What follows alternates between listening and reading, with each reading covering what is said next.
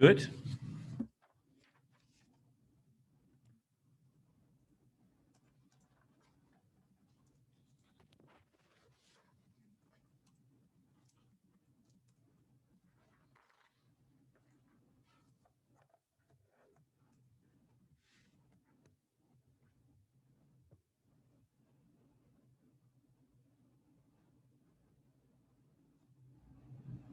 We good? So, Commissioner Swisher, I'm on tenterhooks from the last meeting that we had. You remember the apocalyptic one before I open this one? Can I just check you can hear me and I can hear you? I can hear you fine. Very good. Hi, Susan Altman, and also I see Vice Chair Kiras is there. And joining me in the room, you see to my right-hand side a gentleman who's just flown in from Hawaii from a very expensive holiday, Commissioner Crawford. So this is in fact the first of our open meetings with in fact attendance from members of the public, as well as actually whomever else wished to come from the commission and or staff. So it being now 5:32, I'd like to open this regular meeting of the Deschutes County Planning Commission on June the 24th, 2020. And the agenda is as you received it. We have two major things to talk about, one being the hemp land use planning with a panel discussion. The panel will join us entirely by Zoom. And then also we have an update of the transportation system plan process, which will allow us to produce a new 2020-2040 plan. So calling the meeting to order, let us start then with the approval of the minutes of our meeting on the 27th of May. If you remember, we had a very limited capability. We actually shared one computer and the video was limited to our attempts to get the technology working. So we took the video down from the website. I would entertain any amendments or addition to what is really very bare bones minutes. Let me look across to Commissioner Crawford. All right, and I was not at that meeting. I actually was in Hawaii. So I was not at that meeting. So Jessica Kiras or Susan Altman or Steve Swisher, anything you wish to add to these bare bone minutes? I mean, the minutes essentially are correct. They just don't have the normal amount of detail and we don't have a video backup. Go ahead, Steve. I have no additional comments and I would move that we approve the minutes. Could I have a seconder, please? I'll second it. Thank you, Commissioner Vice Chair Kiras. And then we'll move to our next item on the agenda.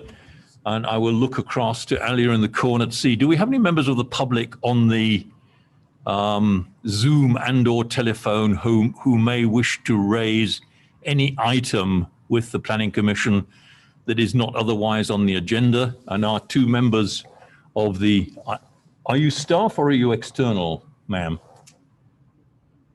Are you a member of the public or do you work for the county? Okay, so I include you because normally we don't have anybody here in person. Anything you might like to raise that isn't on the agenda, now is the time to do it. Seeing none. Alia, do we have any members of the public on? Yes, we do. You might want to ask them to raise their hand. Yep. I was going to do that after wondering whether we had any. If members of the public could raise their hands electronically to indicate if they wish to make any comments on any item which is not on the agenda, please. Seeing none. Okay. How would I see that on here? I'm going to bring her over. You look into your participants list. You probably don't have that on your screen. Well, I have no control on the screen that I know of, at least.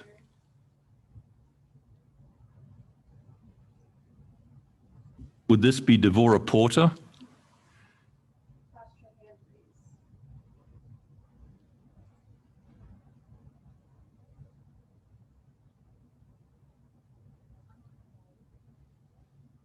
May I ask whether you, sorry, sometimes we get the email belonging to the Zoom account belonging to somebody else. I have Devora Porter. If you have anything you wish to raise with the committee, the commission, please could you unmute yourself and also put your camera on. I have my camera on. And I don't have No comment? about him.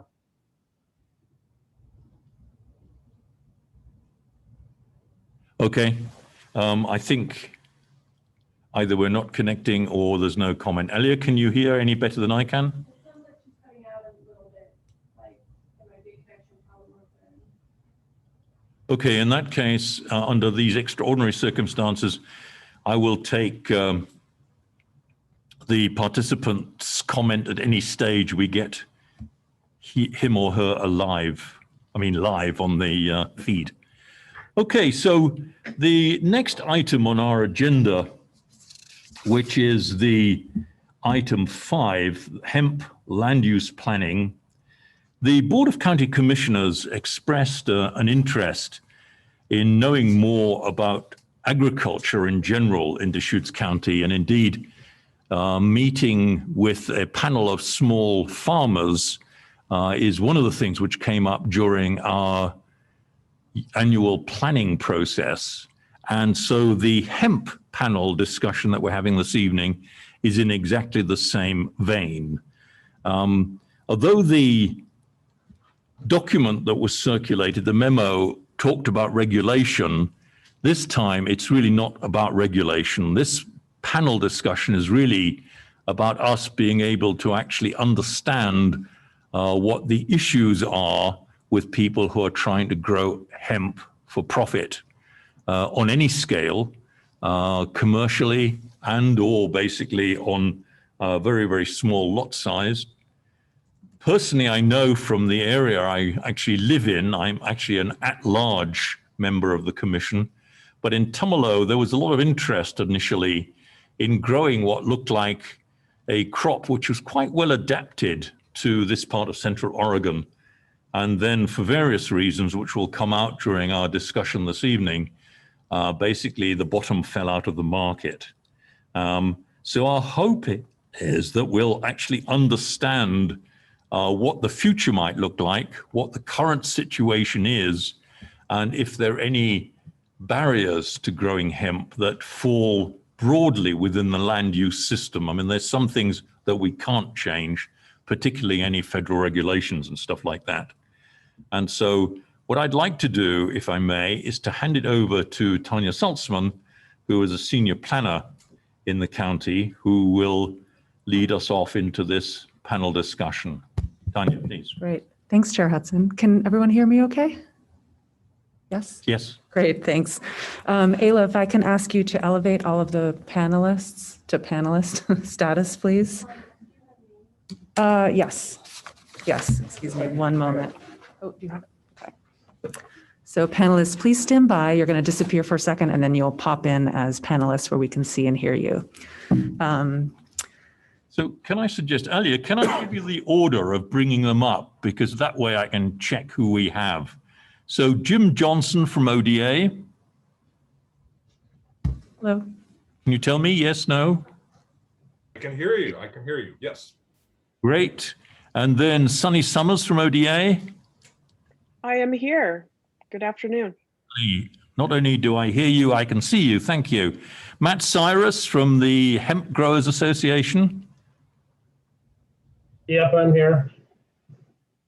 Very good. I can see you and hear you. Eric Flatt. Yes, I'm here. Hi, good to see you again. See you. Matt Mason, please. Did you make it? Okay, so I guess not. All right, so that's good. Kyle Gorman, Oregon Water Resources Department. Okay, not yet. Oh, he's coming. Oh, he's coming?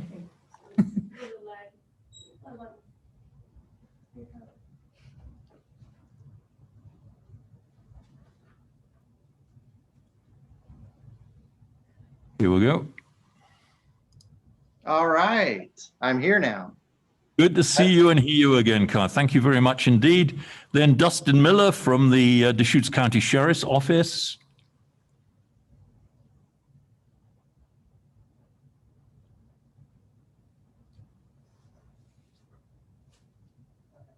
Okay, so if you could warn me if Detective Miller joins us or when he joins us. Dustin Miller? Oh, I see. So you have him? So it's Christmas. Here we go.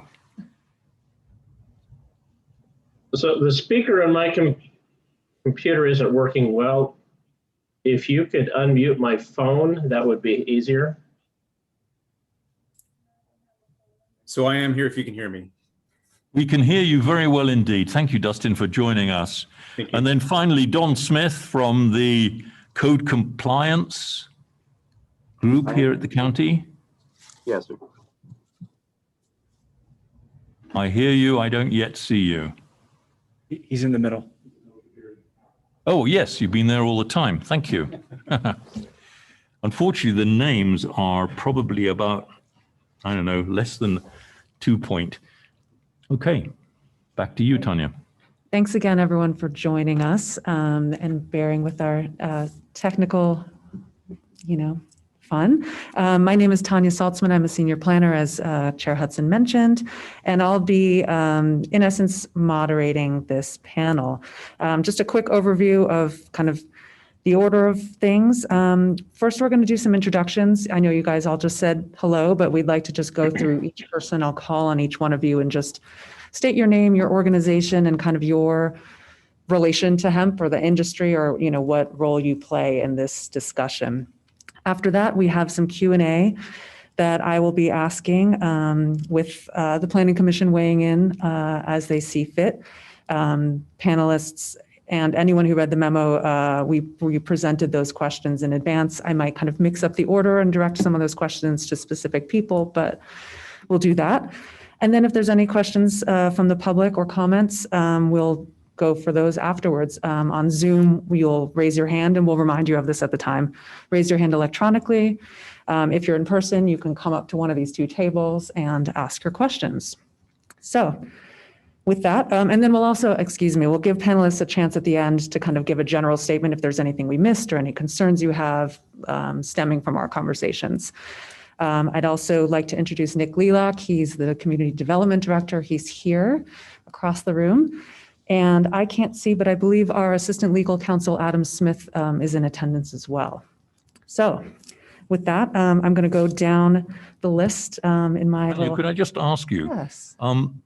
As we have two members of the public actually with us, and maybe not a huge number online, as we were discussing earlier, if the topic of their question is particularly pertinent to an answer, we could actually take public input there. But we will, in any case, at the end, give the public a chance to come back again. Absolutely. Is that okay? Yeah, Thank you. absolutely. Please go ahead.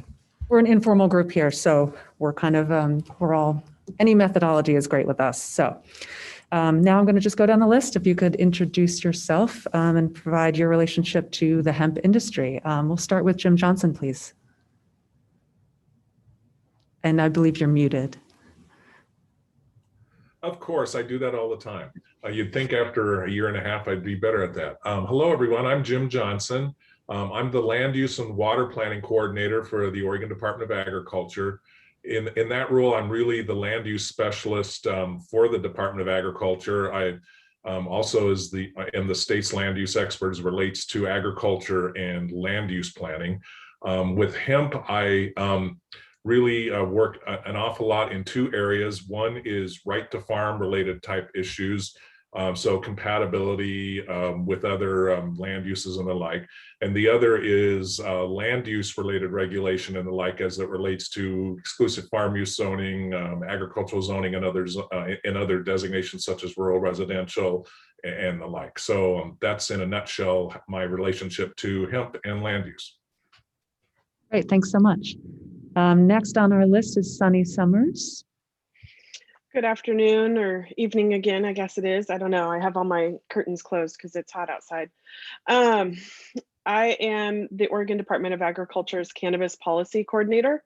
So for us, cannabis is an umbrella term that means both hemp and marijuana.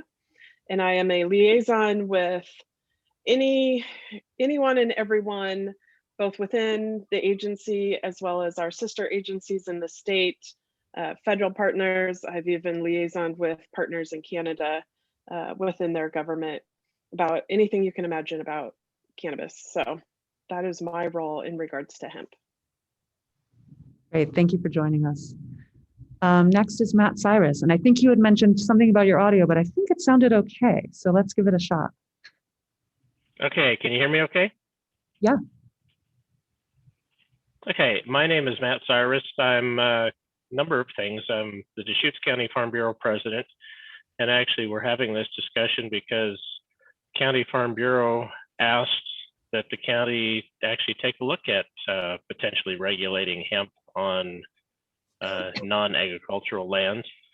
I'm also serve on the Oregon Hemp Association Board of Directors, president of the Deschutes County or the Central Oregon Hemp Association, as well as advisory committee for the seed certification at OSU, and been active with hemp legislation since 2016. We've been raising hemp here in the Sisters area since that time. In fact, we were one of two of the original hemp farmers in Central Oregon. And so we're fairly familiar with the issues involved with the hemp, at least in this area, and what's happening both statewide and national levels. Great, thank you. Next is Eric Platt. Hi, I was a hemp farmer, I should say, yes, for a year, and then got into I got my hemp handler's license and started assisting other farmers in the area and trying to move their product and selling to CBD shops around the United States and biomass as well. Great, thank you. Next is Kyle Gorman, please. Good evening. I'm Kyle Gorman. I'm the region manager for the Oregon Water Resources Department, a state agency that's tasked with regulating, distributing waters of the state. I cover the south central region of the state, which is the Deschutes Basin, Klamath Basin, and Lake County. So within that region, there's 3 water master districts. Jeremy Giffin's the water master here in the Deschutes Basin. So we regulate water use, both surface and groundwater. Anything related to water use, we have our we touch those types of uses of water. In a nutshell. Thanks. Now Detective Miller, please. So I'm Dustin Miller. I'm a detective with the Deschutes County Sheriff's Office and have been for about 15 years. Recently, it's been the last couple of years, I was assigned to the illegal marijuana enforcement unit that we have, and I'm here to attend to help with whatever I can. So. Wonderful, thanks. And last but not least, Dan Smith. Well, I'm Dan Smith. I'm a code compliance specialist.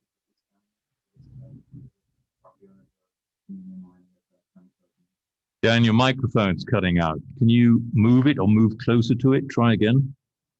Certainly. My name is Dan Smith. I'm a code compliance specialist with Deschutes County. Essentially, we're making sure that property owners are being able to be in line with the requirements of. Thank you. All right, so with that, we're going to go to some questions, and feel free, I'm going to start asking, and if this kind of turns into another direction and Nick or Chair Hudson or any planning commissioners want to follow up or add any questions, please feel free to interrupt me. The first, we're going to just talk about just general growing first. So these might be directed a little bit more towards Eric, Matt, maybe Jim and Sunny, and maybe Kyle. Just first, a couple of the basics, and I'll let you guys kind of jump in as you want. We have enough, or a few enough people that I don't need to call on you individually, I don't think. So let's just start with what are the growing seasons for hemp and when is it harvested in general? Feel free to just unmute and speak as you wish. This is Matt. Well, we've learned a lot in the last few years. We actually thought it was a fairly frost an intolerant plant, and the first few years everybody raised it generally from July through October when we harvest. We've since found that it's very frost resistant, and so earlier planting, most of the hemp in Central Oregon is now planted in May and harvested again in October and first part of November. Great. I think Eric Flatt was going to make some comments as well. He was talking, I think. Yeah, just exactly what he said. I mean, we start propagating seeds in middle of May and then plant in the ground about the middle of June and harvest. We harvested from late September into October. Great. And I'll just add a little question that I have personally. Is it generally always grown outside rather than in greenhouses? In this region, at least? No. I don't know of anybody that's growing in greenhouses for hemp, but yeah, I know of a number of people doing. I know a number of people doing greenhouse grows for hemp.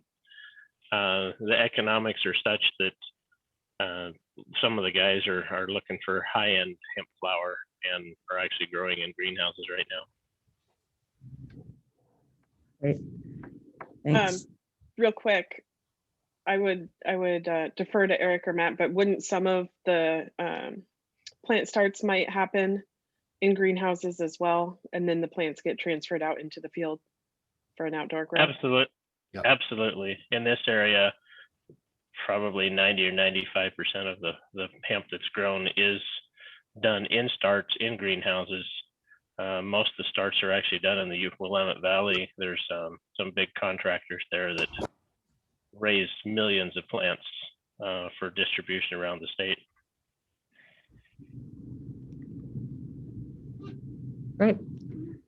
And then, so speaking of kind of different regions, you know, we've heard a lot kind of anecdotally that this is a great area to grow hemp.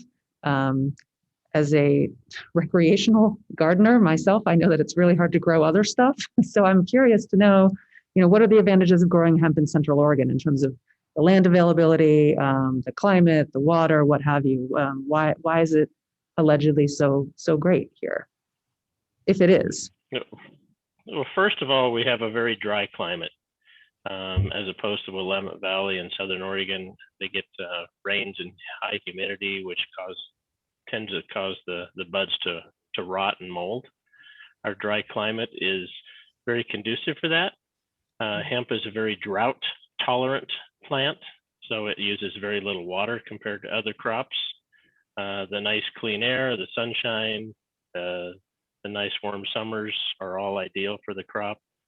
And also the isolation, like say, from other areas, and especially the dryness is important for the crop, and the fact that it's very frost tolerant. I've seen this plant survive down into the low 20s and upper teens, so it's unlike any other crop that's been grown in Central Oregon. It handles our climate very well. I would agree with all those points. Yeah, just say the amount of water that it uses compared to growing hay or orchard grass like we are now, we probably use a third of the amount of water to grow hemp and produce a much bigger crop than growing orchard grass. Wow. And I would agree completely. That corresponds with the data that we tracked as far as water usage. And also the pH in the soil here is just ideal for hemp. It just thrives in this pH soil. Well, it's nice to know that something thrives in this soil. It does, believe me. Great. It thrives and it can tolerate a lot. And like what Matt said regarding, it's so ideal here because we don't have botrytis and all the different molds and issues. And, you know, we didn't plan to use, nor did we use any pesticides, herbicides, fungicides. It just grows naturally without any enemies here. So it's a really ideal region for hemp. Tanya, could I ask you? I will follow up with regard to the pesticides, and Sunny could certainly speak to that in more detail, but hemp is tested for any and all pesticides, and none are allowed to be used on it. And so the fact that we really don't have a lot of natural diseases in Central Oregon for hemp makes it ideal in the fact that we can't use any pesticides on it. And so it thrives and does well in our area. So just let's stick it for a minute with the general questions about how hemp grows, where it grows, why it grows well here. I mean, I noticed that several people who in the area I live had hemp plants planted the season before last, actually didn't bother pulling them up. And I saw the other day one of the farmers actually going out and collecting stuff from them. Are they perennial or are they annual? They're an annual. So the they ones that will were grow for probably- 2 they are- years, but not productively then? Well, what you had was volunteers. They would have had ones that had seeded and then grown from seed. If you've got new plants in a field that was grown the year before. And you do not want plants with seeds.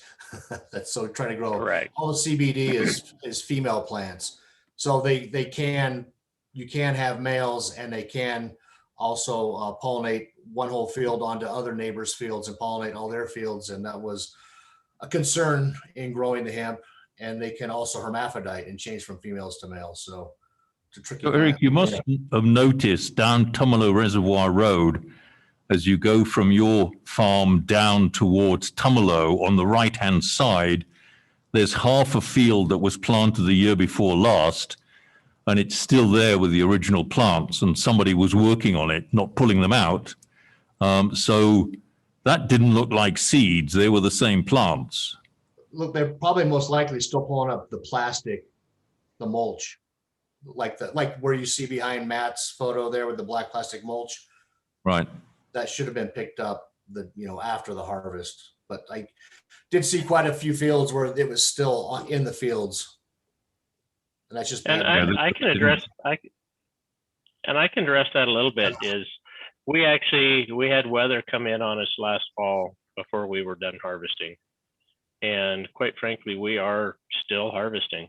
We have and the CBD content in the plant, even though it's sat in the field over the winter, is still running 2/3, 3/4 of what the content was at the time of or last fall when we should have gotten it all off the ground. And so, we're still running material that's right now 7% CBD and still viable to harvest and process. And so it's possible that what you're seeing is guys that are actually still harvesting and salvaging their plants. Yeah. Yeah, I suspect that's what it was. So let's go back to your point about the pest-free nature of Central Oregon as far as hemp is concerned. Is that temporary because the pests have not come yet? I mean, I presume it's not something which will persist forever if we grew a lot of hemp. I didn't personally have any pest issues at all. We had actually ladybugs and grasshoppers show up, and frogs. I mean, just the natural beneficial insects showed up automatically, and we didn't have any leaves being eaten by aphids or any other issues. Commissioners, in terms of general questions, do you have anything you'd like to raise? If you could just speak, it'll be easier. I can't see anybody's hands up. But Commissioner Altman, I'm sure you're itching to ask a question. You know me well. I'm making my list so I can ask them at the end. But anything on the general topic before we get into the specifics? Well, I was interested in knowing from the reading that I've done, it sounds like the CBD market is pretty saturated and there's been an overabundance of hemp grown for CBD. So I'm wondering if in Deschutes County, anybody's growing for any other uses, or if you found any other uses for biomass, such as animal feed or bedding, things like that. Well, I can address that a little bit. Other uses such as animal feed, Right now, USDA doesn't allow hemp to be used as animal feed. There is a push to change that. It is actually, we've had some of it tested. It's very high in protein, comparable to high quality alfalfa. You know, what we've had tested, it runs 22% protein. It's very, very nutritious, and it would make an excellent animal feed. As far as bedding, you know, it is being sold nationwide as small animal bedding. It's partly just a function of economics. So the process of having to raise the crop and then mulch it for that. Canada raises a significant amount of hemp seed for seed oil, and it makes a nice industrial oil. Yields are decent, and you know, that's something that I think is going to be a lot more prevalent in the U.S. From that standpoint. The problem is that anybody who's raising it for its food, fiber, and those type of things has got males in the field, and the pollen from those would pretty well wipe out anybody who's trying to raise for CBD. The other one is fiber. China has pretty much the lock as far as fiber processing. There's a large fiber processing facility coming online in Texas, but those are $100 million facilities to be able to process the fiber. So it's kind of the chicken and the egg, the investment for the equipment to process it versus the production to go that direction. Value wise, CBD was kind of a gold rush, or as they refer to it as a green rush for a while. And prices were high, everybody jumped in.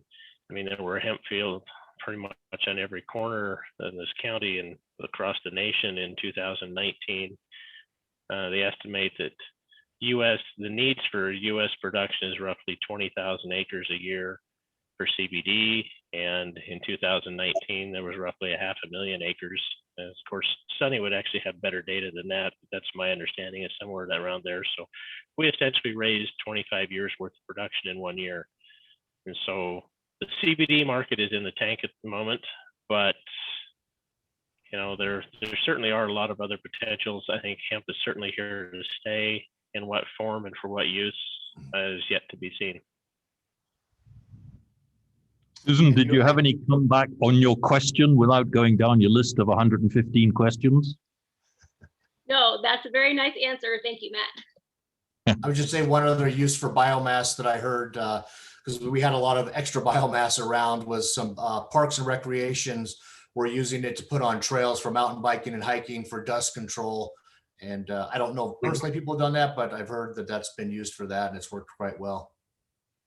So Eric, we were hoping to have Alex Eakin join us. Unfortunately, he at the last minute had to send his apologies. What is the business? Because we had him as one of the potential speakers about hemp processing. What is he doing? Do you know, in hemp processing? Or maybe Matt, He's not in processing, he's in fertilizing.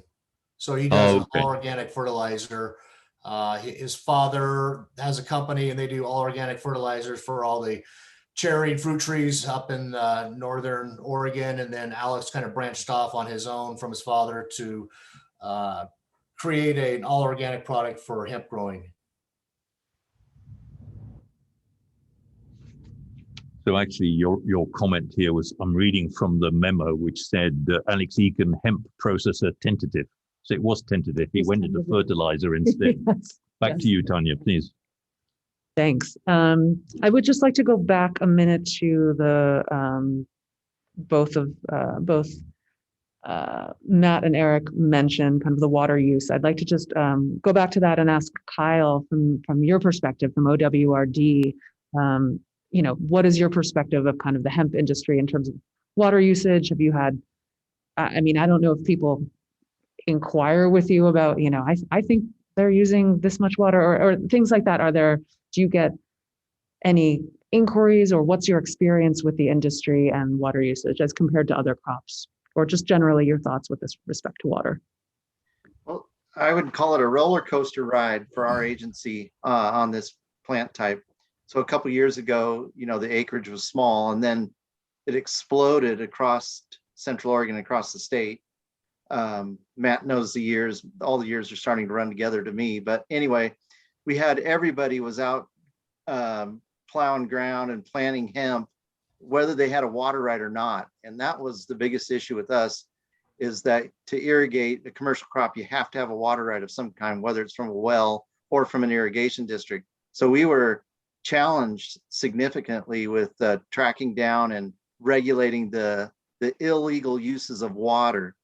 And I'm happy to report, though, that this year, a lesser degree last year, but this year in particular, we've had very little to none complaints about illegal watering of hemp.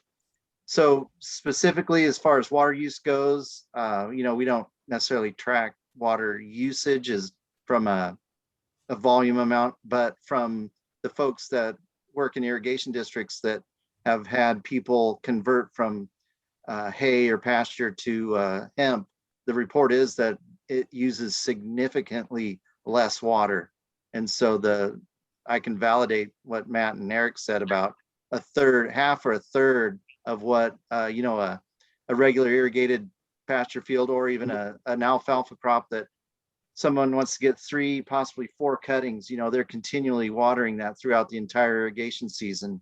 Whereas hemp, starts later and uses little, less, based on the system that's installed. It's not aerial spraying. It's I don't know if you would call it drip system, but anyway, it's in the ground and there's no aerial application of water. So from that standpoint, it's much, much more efficient. So from a water resources standpoint, we like the hemp fields because it reduces water use in Central Oregon. So that's kind of in a nutshell. So regulation for us and its issues that developed early on when everybody was growing it was a real problem, and it overwhelmed us, frankly. But now it's, from my perspective, it's in control, and we, don't see the illegal use like we did a couple years ago. That's really interesting. I guess, perhaps in that gold rush, the green rush, a lot of people, maybe we didn't quite know how the water rights system worked. We're kind of jumping in, and maybe now they've kind of gone out. I don't know, just kind of thinking out loud here. But in general, this is kind of, oh, sorry. I would just say that what's the difference this year is that there's only just probably a handful total in all of Central Oregon raising hemp this year. In fact, I only know personally of 2 growers. We have enough inventory from the last 2 years of production that we're not growing anything this year. I only know of one farmer growing in Terrebonne who I was doing some consulting for, 5 acres. That's the only hemp that I know that's being grown. Wow, I mean, what a change from last year and the year before. Just as a layperson, that's an incredible difference. And that was actually leading me to my next question, which is, what is the current state of the hemp industry in Central Oregon as compared, well, you compared it to kind of previous years, but as compared to the rest of the state, I mean, you've already established that this is a great place to do it. Is that reflected in general in kind of the number of farms or the number of places? Do you know of, is it still booming in other parts of the state in terms of the actual, grow areas, even if the industry itself is saturated, perhaps? I think that's actually a Sunny question. She could tell you what the numbers are. I would say there's probably a lot more registered growers than there are actually acres planted. Yeah, that's a loaded question. There's a lot to that. So folks like Matt still have to be registered in order to sell the crop that he grew in the previous years. So when you're looking at the numbers, it's not just how many registered growers are there, it's really asking the question about how many registered grow sites or properties. And I don't have those numbers in front of me today. We do still have a fairly large number of registered growers, I think, but I don't have the breakdown of how many are registered to sell what they grew previously versus registered to grow this year. And we still see growers registered up and down the I-5 corridor, Central Oregon, up on the Columbia Basin, and then over in Ontario. And I'm just gonna, bite the bullet and say there's a significant problem going on in Southern Oregon right now about are people growing cannabis legally or not. If you're watching any of the news that's coming out of that area, there's a lot of issues going on. And so, the state is going to be sending additional resources to that area, working with Water Resources Department for some of those complaints about people using water legally, having the water right and using the water in time. ODA has funded an additional assistant water master primarily for Southern Oregon. And we're continuing to fund that. We're hoping that he can be a resource for other water masters in different parts of the state as well. But that's just going to be a pretty big issue this year, given the drought and everything that's going on. So there's a lot to that question that we could dig in, but it's probably more than you want for this evening's meeting. I got time. Can I just ask a follow-up question? Of course, Nick. This is Nick Lelak. I should know the answer to this, but I don't. How long is a registration good for a property? Does it run with the land, or is it an annual license? Or I don't recall exactly how the state program works. Yeah, and let's take a step back. That's a great point, Nick.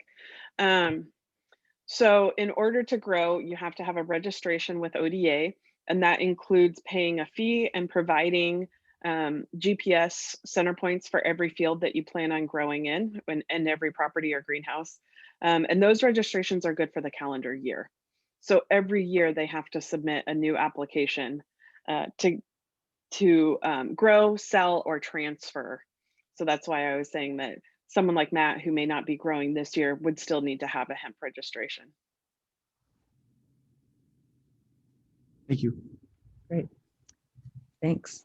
And kind of, yeah, there's a lot to unpack in that question, I realize. So kind of going along that road in terms of kind of, you alluded to illegal cannabis grows and that sort of thing. I'd like to kind of jump towards Dan and Dustin about kind of their experiences in the county in terms of, what were some of the earlier complaints about hemp, whether that is, smell or legal stuff, any kind of that complaints, and has that changed since it was, over the last several years when it was kind of new to the county? Has that settled or changed in any way? Have you seen changes in either levels of complaints or types of complaints or that sort of thing? Because, as a reminder, what we're tasked to do as part of this is just, we're looking at, is this something that the county should consider regulating in some fashion? So the kind of part of that is, is there an issue? Is there a problem? We hear anecdotally, and the board has heard anecdotally that there's some issues, but, we're trying to speak to the industry and kind of get the full picture here. So I'm interested in hearing from kind of the code compliance and legal enforcement, what your experience has been and how those may have changed over the last several years. Certainly, I can take a stab at it first, at least from the lower end code compliance part of it. So initially, 2019, 2020, when we were having a lot of marijuana grows and, that kind of industry was really starting up and firing up just prior to the hemp wave, or at least that's what I think of it as anyway. We had a lot of people complaining about properties, growing hemp that they believe are, growing marijuana or potentially growing marijuana on the properties instead of hemp. So we had handled quite a few of those cases and found the majority of the time they were registered with ODA and were registered, hemp sites. So we were able to kind of dissuade some of that. As this year specifically, we haven't really had any complaints, so much about the hemp itself as so much as the tarping or it sounds like that mulch cover that gets laid over some of the plants, I'm guessing, as they're kind of growing.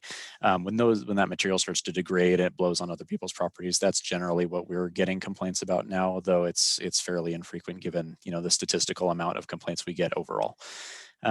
But that's kind of the main point. Otherwise, like I said, in the earlier years, it was, people thinking that, the hemp was marijuana, or that people, weren't growing hemp legally. We found the majority of the time it seemed to coincide with that, with registered ODA sites. So with that, anything that we, was outside of those bubbles, we generally referred to the sheriff's office. And so that's where, Dustin will have a lot more information about, what prevalence of accuracy that would be. So Don, just give us some numbers before you actually, in your complaint. So in 2019, 2020, I mean, what were the sort of peak numbers you remember of complaints versus 2021? Certainly, I don't have the direct numbers right in front of me. I can try to look them up here while someone else is speaking, but I believe it was probably around, I would imagine at the peak time total was, I would imagine around 50 or so complaints total. I'm certain that this year, I believe it was either this year or last year, it was, less than 1% of our overall complaints was related to marijuana and hemp. Simply because we don't, since there's no violation, of course, or there's no county ordinance against hemp, we don't keep track of those. If we get a complaint about hemp and we find it's not an issue, it's not an issue, and we don't track that. But we will, of course, track for marijuana and make sure that it's not marijuana grow that's unlicensed. But that's the numbers for now. I can try to get you more details there. And this is Steve Swisher. I'm also curious about the complaints. I heard you talk about the blowing of the plastic and that kind of thing. What about odor? I mean, what percentage of complaints roughly would you say is due to the odor? So I know initially, years ago, that was a significant complaint. I mean, basically we would get the complaint as, hey, there's an odor of marijuana in the area. Try to, suss that out essentially. And so we would try surveying the area, and occasionally we'd find that it was a hemp facility or a hemp grow site that may have been contributing to that. Of course, the downside with odor is that, especially in those early years where everybody was growing some semblance of a marijuana plant, then that become difficult to exactly pinpoint where that particular odor was coming from. But yes, but in general, it was occasionally we would get a complaint about it, though. It was significantly, it was hard to say exactly with much great authority that hemp was specifically an issue because marijuana was pretty prevalent at that time as well. Now, if you could put this into a broader context of complaints about odor, how would that compare to things like for several years driving between Sisters and Bend, there was a garlic fields, and when the harvest was going on, you could very pungent odor of garlic, or for that matter, smelly livestock areas, that type of thing, versus other odor complaints in the county. How many would you say, what percentage is due to hemp versus other odor complaints? Certainly, yeah, and I'll kind of be, just kind of speaking just anecdotally from my experience, just because again, we don't track, we don't have any other odor requirements, so we don't track those statistics, of course. But I know that, again, initially with the marijuana grows and the hemp grows, we did get quite a few complaints. As far as other ones, I haven't heard of any for garlic, so that's a new one for me. But there has been definitely ones regarding manure. Neighbor has a horse and it smells. That kind of thing. So we do get those, and we field those occasionally, though again, we don't have a code against it, so we don't track those specific numbers, but we do get those relatively frequently as far as calls go. So to put it in comparison, it's probably equivalent, or probably at least this year specifically, it's probably more outweighed by animals being the complaining issue. So, I mean, it doesn't look as though then currently, at least for code compliance, and admittedly there's no code, you're not getting complaints at an enormous rate so that it's a significant part of your division's activities. Certainly not this year. Like I said, we had a big boost again in the 2019, 2020 area. But again, that was a mix of marijuana and hemp. And, the hemp, again, we don't have a code about it. So we were able to push those aside pretty quickly most of the time. So yeah, definitely this year specifically, it really hasn't been too much of a complaint. I can think of maybe 3 complaints we received about, again, that either that tarp or, whatever that material is been mostly the complaint, and perhaps odor went with it. But again, if we're getting complaints about odor on a registered grow site, we don't track it. And if you do have numbers which you could actually supply to the staff through Tanya, particularly with 19 to 20, 20 to 21, and they can be your impression, or it can, on whatever base you got, Anecdotes are great, but if anybody has any numbers whatsoever, they can actually be doubly informative. Commissioner Kiras, is this for the same topic, or is it for the general topic? I just want to ask if any of these complaints have been about rural residential areas versus EFU areas. Oh, yeah, that's a good question. I'd have to check the numbers to see exactly where they were located at to be able to address that specifically. I don't know off the top of my head. Very good. So maybe we should move to, did you finish, Commissioner Kiras? Sorry. It's okay. Thank you. Well, if you have a follow-up, that's fine. Nope. No, thank you. Okay. So please, let's go over to Dustin. So thank you for waiting. And so same sort of question, but from a legal point of view and an enforcement point of view from the law. So we do get complaints. A large majority of our complaints usually do stem starting with odor, most of them. Some of the complaints that we do get are very consistent what was already mentioned, being the plastic being out. Maybe the wind would pick up and take it onto a neighboring property or out into the road if not cleaned up in time. Those are some of the complaints. I do apologize in advance. I do not have numbers for you. I know that those would be extremely helpful. But I would say that the majority of our complaints probably stem from odor and then traffic. Most of our complaints come from in the very beginning when we first started growing hemp. A large majority of our complaints came because it was a cannabis plant and they didn't know if it was hemp or they didn't know if it was marijuana, which I think all of us understand and know is very hard to understand just by looking at the plant or smelling the plant because they are very similar. So a lot of our complaints did come from that. After we've educated a large part of our community that certain fields and certain areas are hemp growing facility or locations, our complaints have gone down. Where we have seen our complaints going up is more in kind of the livability of our community, where people would be starting to grow residentially, whether it be marijuana or whether it be hemp. Those are where a lot of our complaints go. We've seen in some of our investigations where we have conducted investigations and maybe done search warrants and gone to a house that was an illegal marijuana grow in a residential area in a very short time, even as short as a week. They have now paid for and received a hemp license or in the process for a hemp license. The primary reason for that is essentially masking and making it harder for law enforcement to investigate it. Being that agricultural products, and correct me if I'm wrong because I'm not 100% up on everything, but agricultural has an exemption to some of the odor because of the way that it is grown.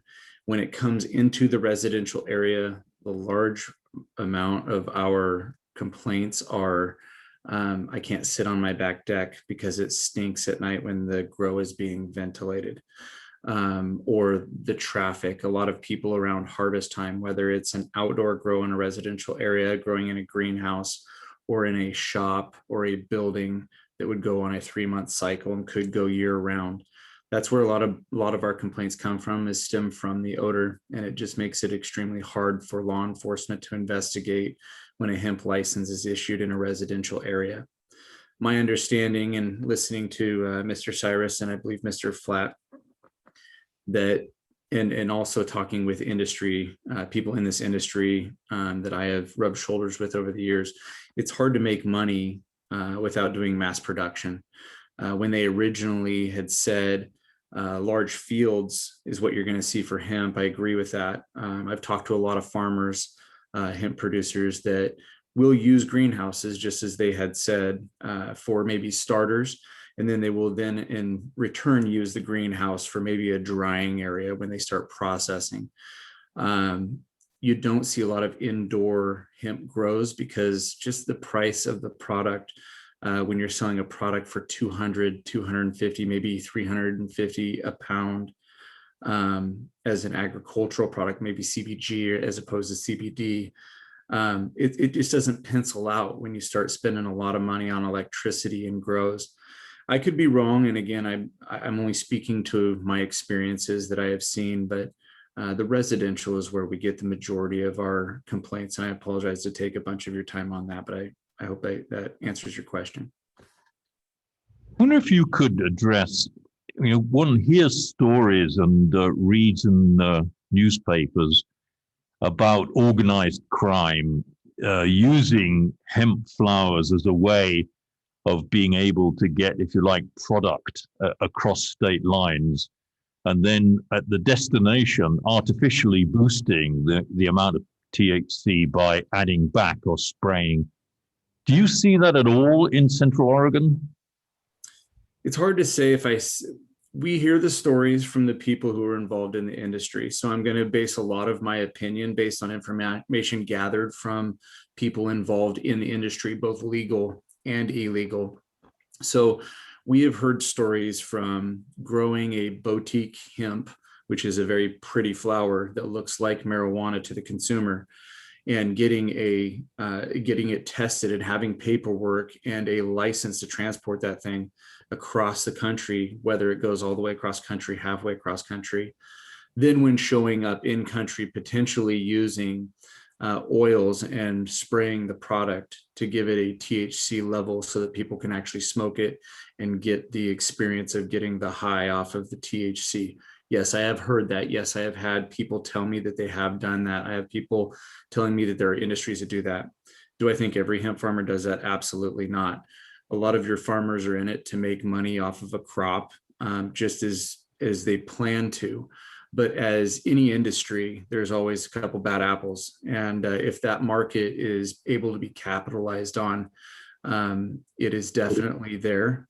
We are seeing it. I am actually currently not in Oregon right now. I'm in San Diego at a international interdiction conference. And a lot of the things that they're talking about now is the hotspots are Oregon and California, especially when it comes to interdiction packages, freight company shipping, and anything along those lines. Our states, Washington, Oregon, and California, are the hot states that catch their attention because they are seeing a large amount of our product that's overproduced going across state lines back to the East Coast. And when I say overproduced, I primarily mean the THC marijuana product.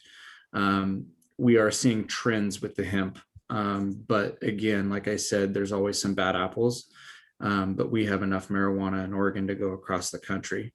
The problem that we're seeing is people using the hemp license as a mask to grow real marijuana, and that ties law enforcement and government's hands all the way down to ODA and their inspections when it comes to inspecting actual illegal marijuana grows.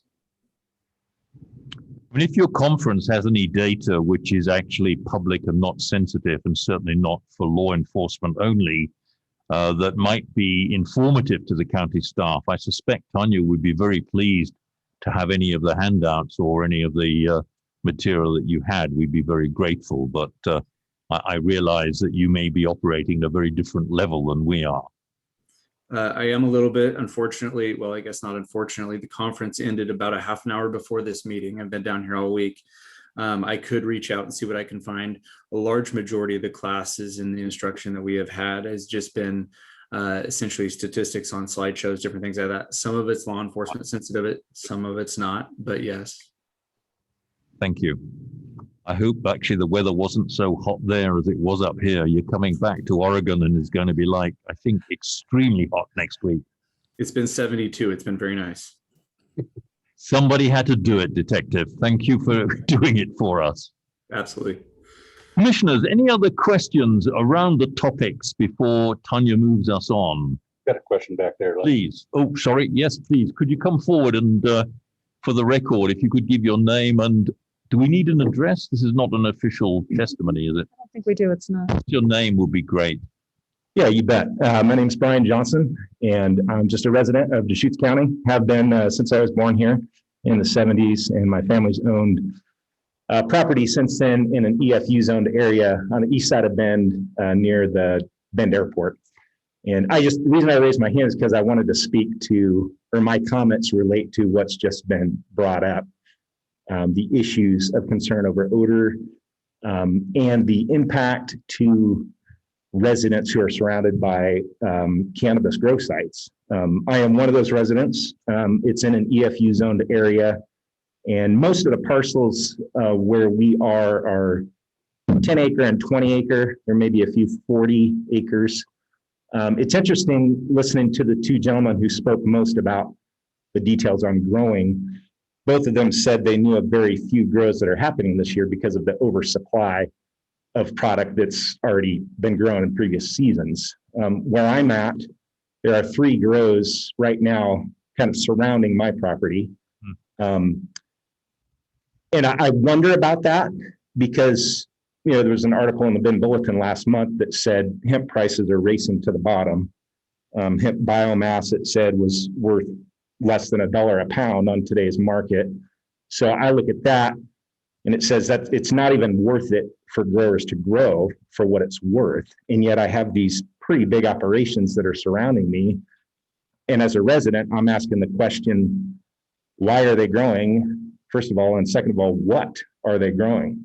Hearing what the detective was saying, I think residents like myself, we get skeptical about what's going on. For example, right out my front door, just on the other side of the property line, there's a significant array of greenhouses where they're growing the product to full maturity instead of just growing the starts, the little baby plants, and then planting them in the field.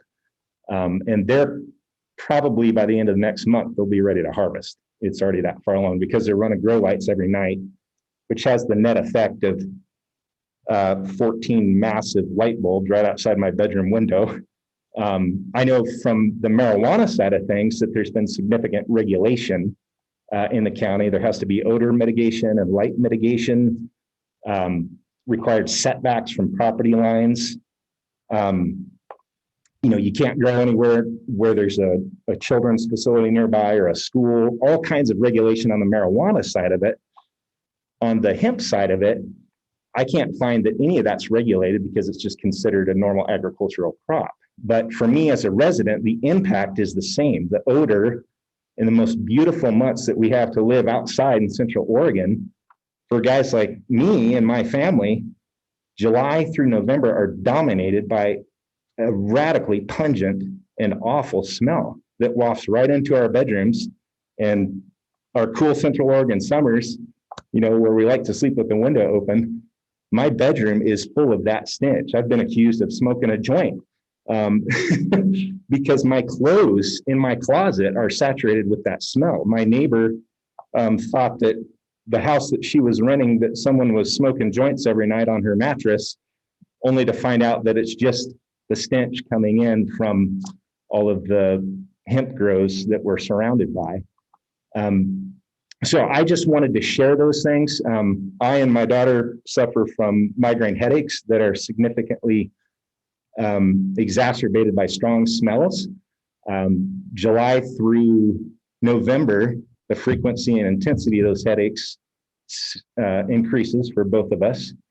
I don't have a problem with people wanting to smoke marijuana and do those kind of things on their own, but when it comes onto my property and has that kind of impact on my quality of life, on the value of my property, if I want to sell it, I'm pretty confident that there are a lot of other people like me who would never buy a property that's next to these big grow operations. Since the 70s, my family's never seen the level of commercial activity in our area from our quiet hay, cattle, horse, little acreages. Now we have greenhouses, grow lights, we have porta potties. I've got 2 guys living 24/7 right across the fence in an Airstream trailer on that property who are managing that grow operation. I don't even know if that's legal. As a property owner, I can't even have an auxiliary dwelling unit on my property. And yet these guys are living there 24/7. We go up to talk to them.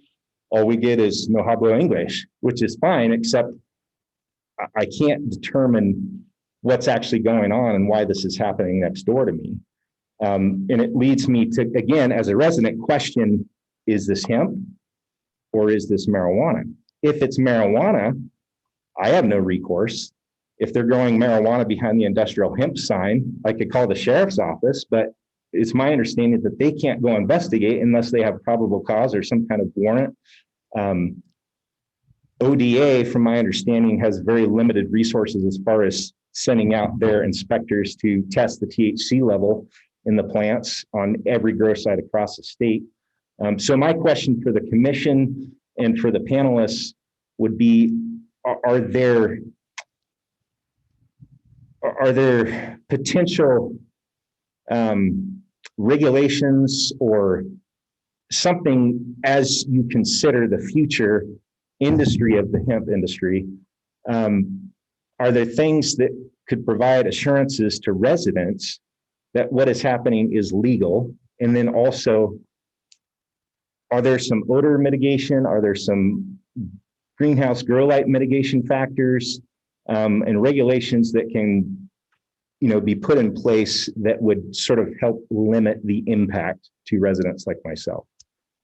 So, Mr. Johnson, could I ask you, would it be fair to slightly rephrase your comment as follows? That it sounded to me, at least, that there's two problems. The first is, what is actually being grown? And then secondly, what can I do about it? And that it's more difficult if it's hemp than if it's cannabis. Would that be a fair summary? I think that's great. Okay. Because I think, those are the comments that I believe the Board of County Commissioners were hoping to hear.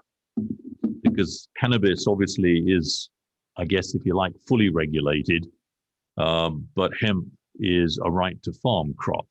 And so that, I think, is going to be one of the focal points that the commissioners, Nick, I don't know what your thought is about this, could be one of the focal points that the Board of County Commissioners will themselves consider, I guess.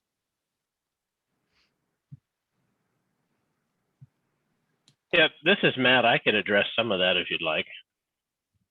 Go ahead. Okay. First of all, both marijuana and hemp are considered cannabis plants. Second, with regard to right to farm, one of the things that right to farm, both Oregon and Deschutes County statutes protect, is all farm activities, be it a feedlot, a hog operation, could be garlic, mint. A lot of the agricultural crops aren't pretty. They create a lot of dust and they smell bad. That's why they're protected under exclusive farm use zones. That is one thing that a person would have a huge uphill battle fighting if you're looking to have any kind of restrictions on anything to do with agriculture in an EFU zone.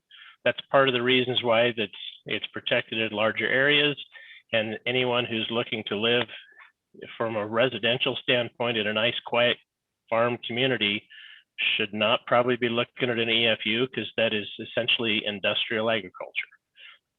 Back to the question as far as what's in those greenhouses, given the current market and the fact that flower market is down, biomass, CBD, I mean, current market for most hemp right now is well below production costs in an open field. They're way below production costs in a greenhouse. And so I think this year is the year that the Department of Ag and the sheriff's offices want to take a real good hard look at every hemp grower that has actually got plants in the ground this year, especially in greenhouses, because from the economics that I'm familiar with, I would guess it's probably the highest percentage of non-hemp plants growing in those things that you've seen in the last 5 years. Thank you. That was very helpful. Commissioners, could I give you the chance, if you wish, to go back and ask any questions of Detective Miller? I think it's rare and Mr. Johnson, thank you for your input. Any follow-up questions for Dustin Miller, please? No? Anybody? Question, Susan, Chair. please. Go ahead. Chair, thank you. So actually, I wanted to thank Mr. Johnson for his comments, because when both Matt and Eric said that they only know of a couple hemp growers this year, that really surprised me. Because like Mr. Johnson, I also see greenhouses with lights.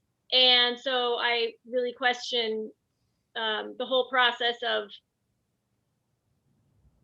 as has been described, you know, what's the current value? Why would you grow in a greenhouse at night with the lights on? You know, if you can grow outside, all of these questions that I had. So it's interesting to hear Mr. Johnson. Thank you for that. So I guess To my question clarify, would be, it was Mr. Cyrus, not Mr. Johnson, that made those last comments. I know that was Mr. Cyrus. I was addressing Mr. Johnson, who was speaking from the public. I just wanted to acknowledge Gotcha. his comments. Thank you. So my question for Detective Miller would be along the line of, you know, what Mr. Johnson was saying. If a member of the public is, and to go along with what Matt Cyrus is saying, if you see these greenhouses that are growing with lights and they're supposedly hemp operations, how, and this may be information that's not shareable, but how does the sheriff's department go about discerning what's what? You know, what's going on? Is this really a hemp operation? Is this undercover marijuana operation? Is there a process for that you can share, or is that Absolutely. A lot of these locations, with each location, when you have a growing location, there's a lot of investigation that goes into each specific location. And the Oregon Department of Agriculture can probably speak to some of this better than I can. As was mentioned earlier, there's only a couple people they know that have hemp in the ground that are growing. Historically, we've seen that people, and correct me if I'm wrong, people from the ODA, but sometimes people are late to get their licenses, and sometimes they will set up operations, they will set up their greenhouses, and they will actually start their growing before they get their license. They will wait till later into the year.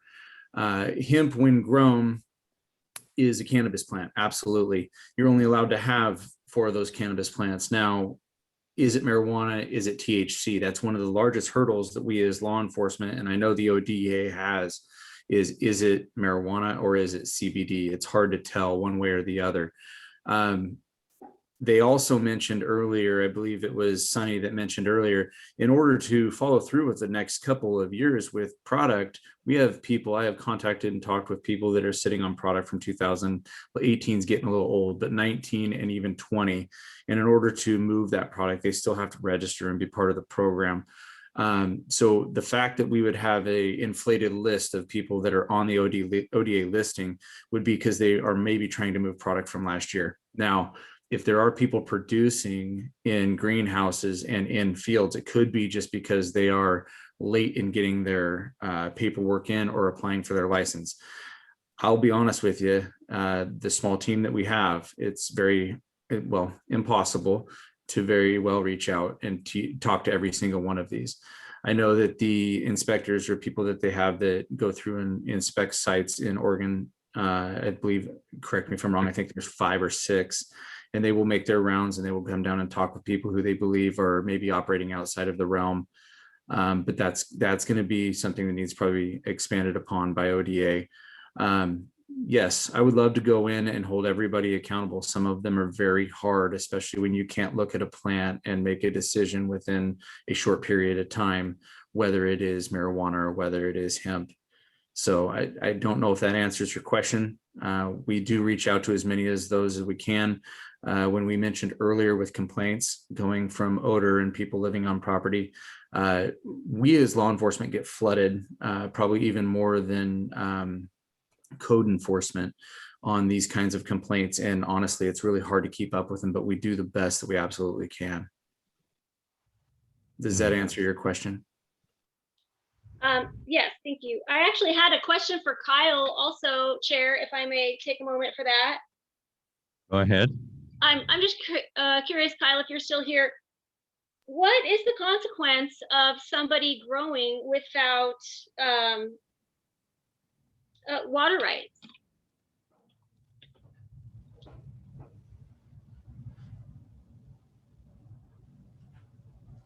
I'm afraid you've fallen into the chairman's trap. I invariably do that when somebody has left the scene briefly for a very good cause, and we will never know. So let's, please, if we could, return it to Tanya She I still has a also have couple a of questions, I question. think she'd like to go through. I And was hoping, Sonny, you would like have a comment? okay. Les, can you hear me? I can. Okay. I was really hoping to ask one other follow-up question, but I'm having a hard time inserting myself for some reason. I'm not sure if it's my phone that I'm using for this or not. Is there a better way for me to get your attention to ask? You're actually smaller than, your image is smaller than everybody else. And I think if you raise your hand electronically, I will ask one of the other people who can actually see the raise hand sign, which I can't. I have no control over this screen. Okay. So if you want to Gotcha. use that and keep pressing it, eventually you'll annoy somebody enough, they'll tell me. Perfect. I'll do that. But in the meantime, my question is just a follow-up. Maybe it's a Dan Smith question, but really anyone, but a follow-up to Mr. Johnson's experience. By the way, thank you very much for sharing that. But I wonder if any of our other code things apply here in an EFU area, like our dark skies ordinance or living in a trailer. Are there other things that Mr. Johnson could file a complaint for, like the lighting issue, that maybe aren't a complaint about the specific crop? Or is it that the right to farm kind of says, oh, you can shine whatever lights you want to shine whenever you want to shine them? Certainly, I can definitely talk to that. As far as the lighting ordinance goes for EFU properties in a greenhouse, I believe, I would check with our planning department, but essentially, from what I understand is that, yeah, if you're growing, and that's what your crop requires for whatever reason, then you can grow in a greenhouse and have lighting on it without the regulations that the marijuana grows would have. However, the living in the trailers part of it would be something that we would want to look into, just because even with, there are special approvals you can get and special permits you can get for that, but we'd want to make sure that those are on file and actually applied for on the property. So that would be something that we could certainly pursue, because if somebody's living in an RV, we don't know how they're getting rid of their waste and all that kind of stuff. So that would definitely be something that code enforcement would take a look at. And, simultaneously, while you submit that complaint regarding the RVs, you can definitely talk about the potential, illegal grow as far as the marijuana or the hemp that's growing in the greenhouses. And we would do our best, similar to Detective Miller, we try to do our best to try to investigate and see what we can see on that. Specifically when it comes to greenhouses, a lot of the stuff that we would have some weigh in on is if the greenhouses were built and they have these lights on, they'll generally require building permits, electrical permits, and that's kind of stuff we can follow up on and make sure that they were actually permitted structures as well. And then, we can try to tie some of that work together with our associates in the sheriff's office to be able to work together to try to solve some of these problems that we run into. So that's what I would probably recommend for that particular individual. And then as a side note for the chair and commissioners, I was able to pull up some rough numbers as far as yearly marijuana complaints. And so I do want to stress that that's specific to marijuana. Again, we don't track if somebody calls and asks what is clearly a question about hemp, we won't track that as a complaint necessarily. But at least for marijuana, if you guys are wanting that info, I can provide that. Please, Nick Laylack. Thank you, Mr. Chairman. And Dan, I'm sorry to provide the correction here on the record, but this was a point of contention when we adopted our marijuana code in 2016, is that we did add interior greenhouse lighting to our lighting ordinance, Deschutes County Code 15.10. And I know there was contention. I know Jim Johnson, who's online, you received calls about from some concerned farmers about our adding that to it. I think Matt Cyrus may have called me and expressed concerns about that as well. But we have enforced that code for the past several years, is that we do, in fact, to this day, we just don't get that many complaints. We did initially in 2015, 2016, a number of complaints, particularly in Central Oregon, where there's not a lot of vegetation to cover, to shield that lighting, like may occur in the Willamette Valley. But Southern Oregon and Central Oregon, we would have very significant lighting impacts. So I would suggest if you have a lighting complaint to submit that. I know John Griley, Dan's colleague, another code compliance specialist, and Angie and I have been involved in that for years, and it remains contentious, but it also remains on the books, and we remain obligated to enforce that part of the code. So, Tanya, you may remember the discussion at the Planning Commission a short while ago as to whether or not the county should drop its inspection visits to grow sites for marijuana. because it seemed that everybody was so much in compliance. Would the sites that Mr. Johnson was talking about have fallen under that same rubrics, that they would have been visited by the county routinely? If those were lots or parcels with marijuana, with recreational marijuana land use permits, then those are on our marijuana land use site visit annual reporting cycle. If they're medical or obviously illegal marijuana, we're not inspecting those, but we have a list of, the ones who have land use approval for specific, marijuana grow production. I may suggest that there is a possibility outside the meeting to have a follow-up conversation. I think you're hearing a lot of sympathy with the problem that you're describing. The difficulty would be, obviously, the county rarely inspects on an annual basis illegal grows. It's usually done by the sheriff's department. Okay, thank you very much indeed. I think that was actually very useful clarification of the point, and clearly something which I believe it will be possible for the county to do at least some attempt to help you. It looks like Sunny is trying to. Yeah, I was going back to her. Yes. Thank you. Sunny, please. Yeah. I'm very envious of the chair you're sitting in. Mine is extremely painful.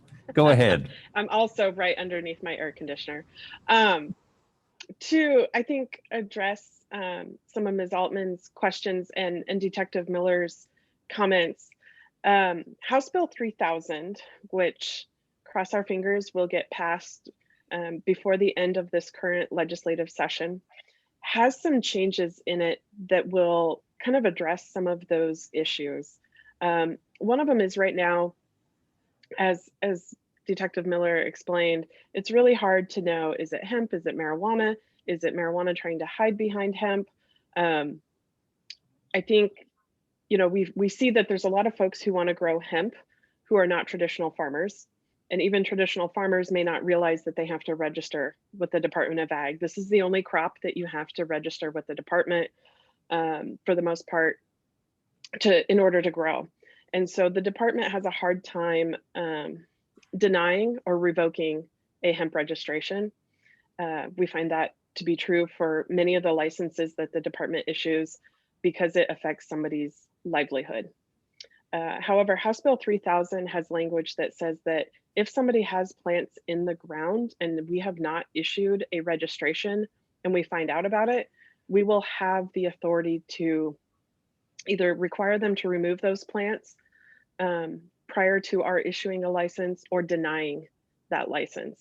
So that is going to be a major change that I anticipate coming in the next year or so. The other thing that House Bill 3000 does that kind of affects this piece of the conversation says that if somebody is growing cannabis plants and they are not registered or licensed with one of the 3 state programs, i.e. adult use marijuana, medical marijuana, or hemp, and they have more than the 4 plants allowed under the home grow provision, then it is illegal cannabis, and law enforcement can take action on those properties. So it starts to work towards that probable cause that Detective Miller and other local law enforcement have really struggled with for the last 6 years. Folks won't be able to say, well, it's hemp, I'll get it registered with ODA. They'll be able to say, no, you're growing illegal. So I think there's some positive actions that the state legislature is trying to take to help address some of those issues, including approving additional staff within ODA for the hemp program. Right now, we're borrowing staff from some other program areas, but 8 additional positions have been approved in our budget. Some of those are field staff, some are support staff to help with registration, and one includes a hemp program manager so that we can have a manager dedicated to working on this program. So I just wanted to throw that out there that you might want to take a look at House Bill 3000. It may be useful in some of these conversations. Thank you very much for that. Chair Hudson, Kyle is back, and there was a question about illegal water use. Maybe we want to go back to that. So, Susan, I think it was you. Is that right? Yes. Hi, Kyle. Thank you for coming back. I just had a question about what is the consequence of illegal water usage? You said that a lot of people, when they started growing perhaps didn't realize they needed water rights in order to grow. And I was just wondering what the consequences are for people who do use water without water rights. So as a regulatory state agency, we have essentially an escalated regulatory process. And it begins with a request, verbal, and progresses on to the point where if the person does not come into compliance, we can issue civil penalties. However, it takes quite a bit of time and a lot of work and administrative process to get to the point of civil penalties. But that's the ultimate penalty with our process, and it's not fast, I have to admit. And presumably, particularly in irrigated areas, it's usually people using irrigation water for the wrong purpose rather than using irrigation water they shouldn't be using, is it? No, it almost universally is with the hemp product or even marijuana is that folks are using their well and they don't have a water right for the well. And that's usually what it is. Irrigation is irrigation. Doesn't matter what crop it is. Golf course, hemp, alfalfa, corn, all irrigation. One of the things that's becoming obvious as the population from the outside of Oregon come into Central Oregon, as you know, there's been a very big growth, particularly use of irrigation water and well water for quite extensive landscape irrigation. I mean, is that a growing problem, or is it just in the area where I happen to live? Is that actually a beneficial use of water? Assume it's directed at me. So any use outside of the exempt uses from groundwater requires a water right. Household, yard, landscaping around a home is considered exempt if it stays within 1/2 acre or less. And so a personal garden, that sort of thing, it comes with a well, comes with a rural property. If it's larger than that, then a water right's required, and the person will have to go through a water right application process to be able to do that. So if when I first moved here about 20 years ago, having a farm that had horses, people who had what they call proper agricultural uses used to look down their noses, and nobody ever used irrigation water for 10 acres of landscaping or anything like that. But that is completely permissible, is it? Yes, it would be if they have a water right. So I mean, you have to distinguish between the irrigation district, surface water rights, and then groundwater rights. There's over 100,000 acres of irrigated ground by irrigation districts in Central Oregon, and probably 30,000 acres of irrigation from wells in Central Oregon. And so, there's a substantial number of acres that are irrigated that have water rights. Yes, but landscaping is a beneficial use then? Yes, it is. I knew they were picking on me because I was a foreigner. Okay, so good. Let me just look around. Dale, any questions, comments? I might have a question for, I think, probably Matt. This goes back to water usage. Matt, if you could indicate to me the amount of acre feet of water it takes to grow a hemp crop as compared to alfalfa, horse pasture grass, whatever. Well, I don't necessarily have it in acre feet, but what I did a comparison is we had a 60-acre field that was growing, and we would running through the flow meter, we were typically running about 300 gallons a minute, typically running about 6 hours a day, every third or fourth day. And so, that put it, a comparison, a quarter-mile wheel line that's typically going to water probably 20 acres is running 200 gallons a minute with, if you've got 5-gallon sprinklers at 40 heads. So I just ran the math and calculated it uses roughly a third of what we were putting on when we were under hay ground. Thank you. No follow-up? No, I'm fine. Good. Commissioners, any other questions, comments?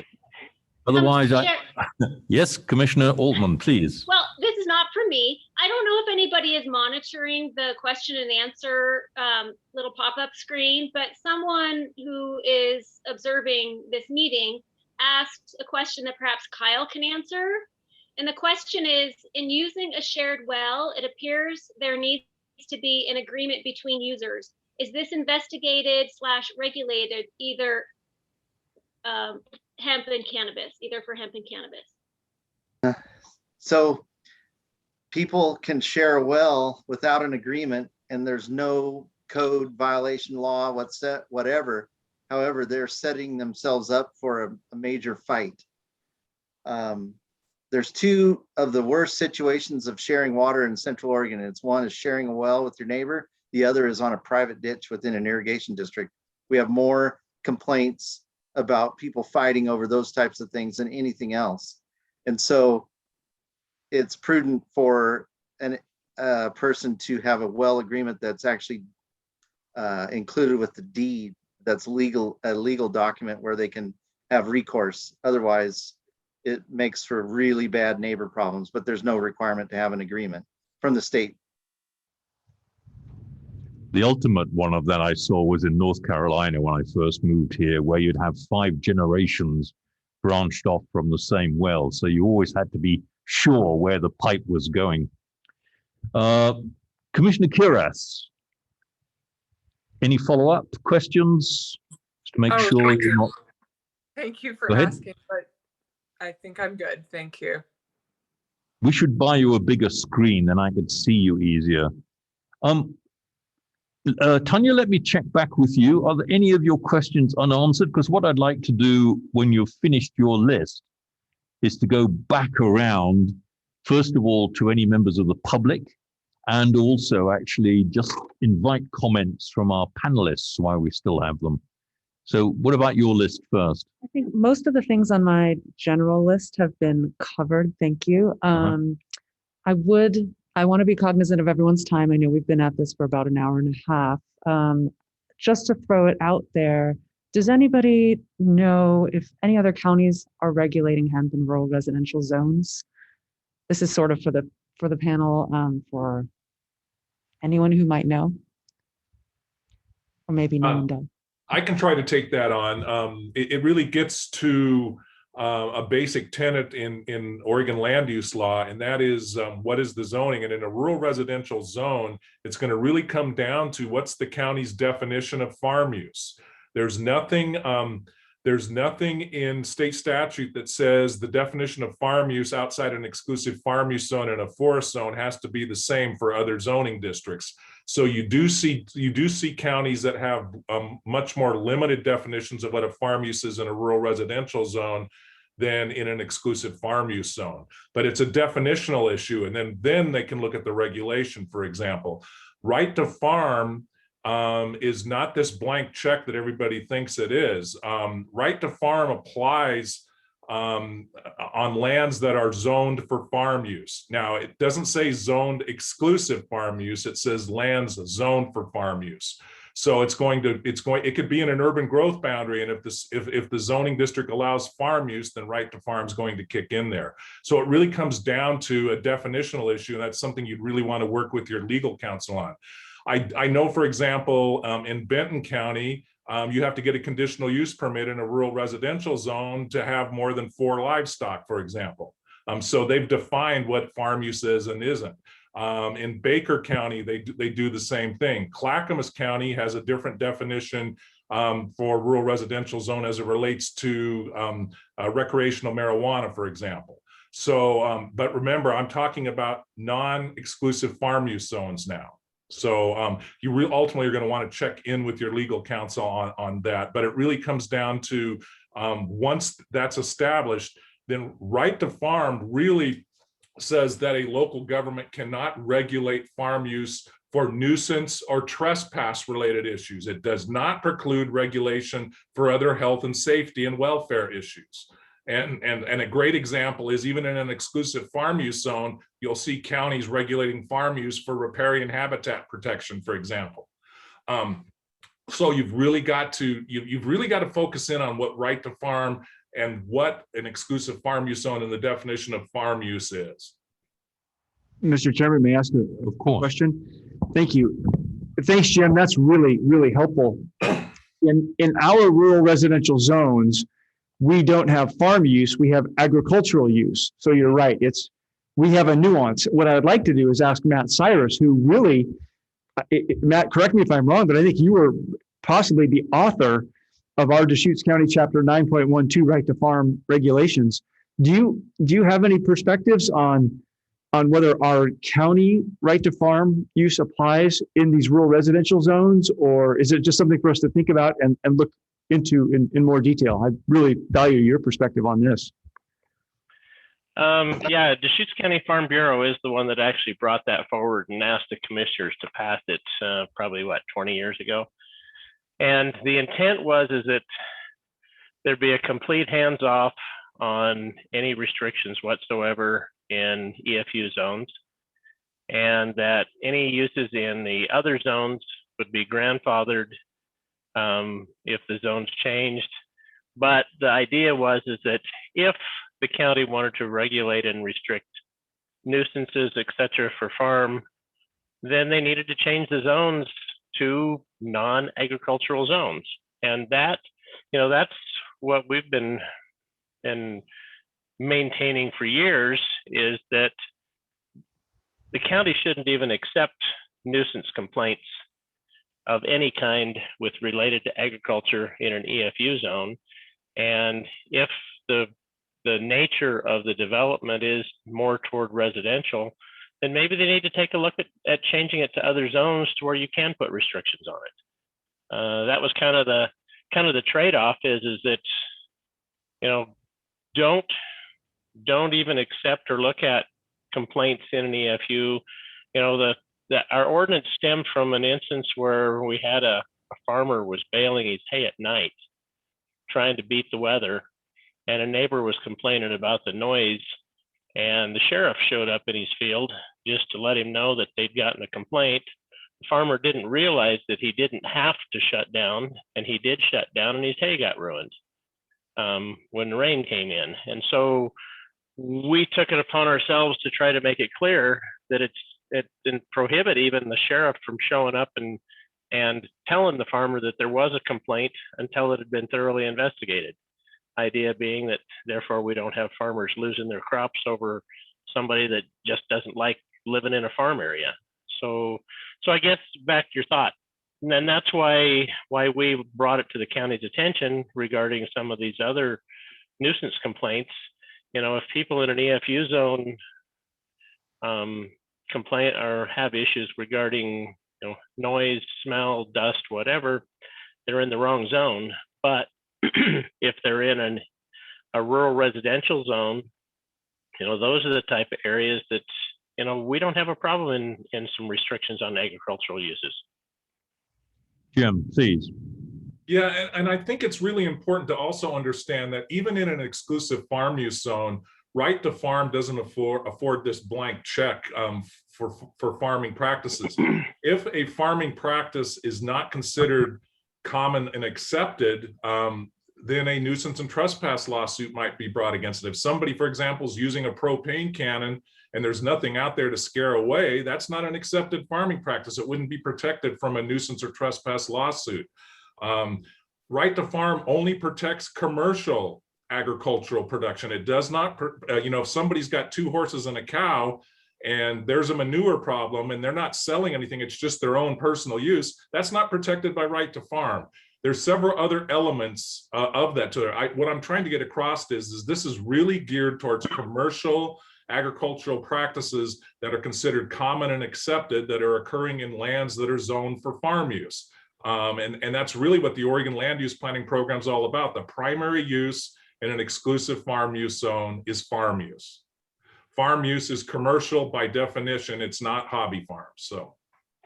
Well, the one thing I would add as a caveat to that is Deschutes County went a little bit further, and with regard to accepted farm practices, we put a provision in the code that provides for an oversight committee of like farms to review the practice and determine whether or not it is an accepted farm practice.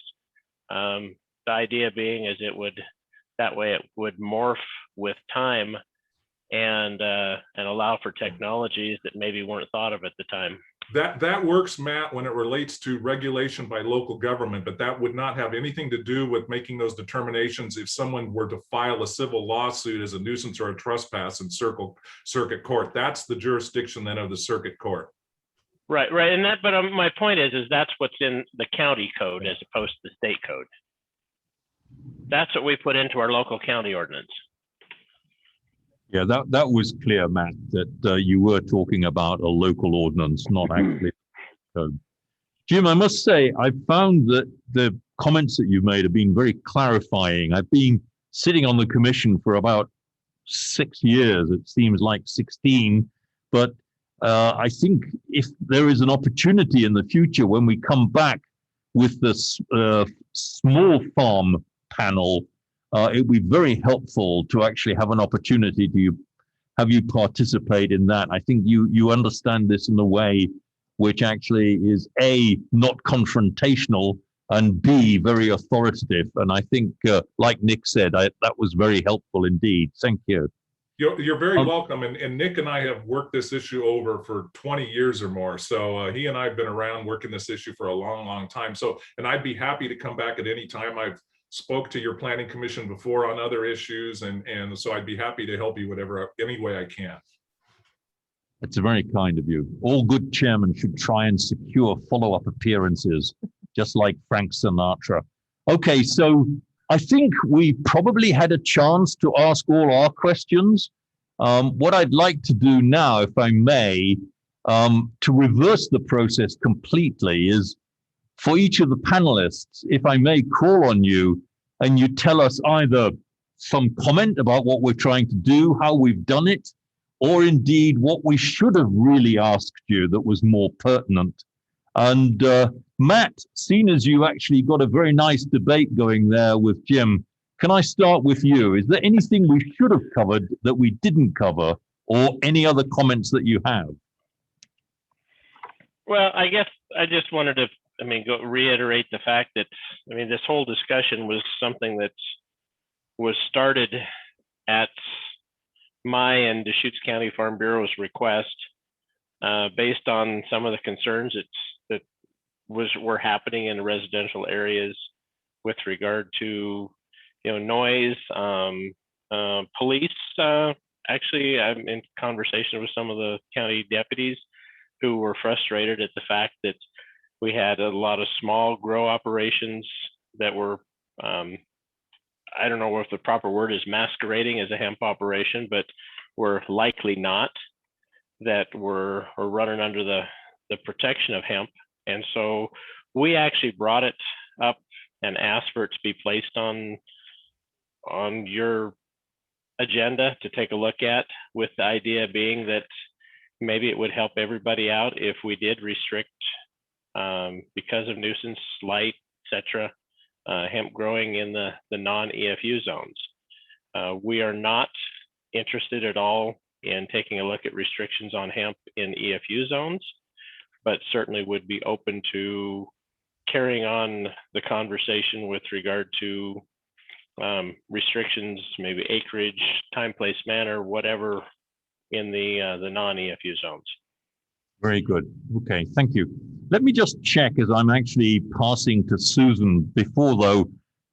Do we have any members of the public? I don't see any on my monitor, but as I couldn't see Commissioner Kieras at all, maybe I can't see members of the public.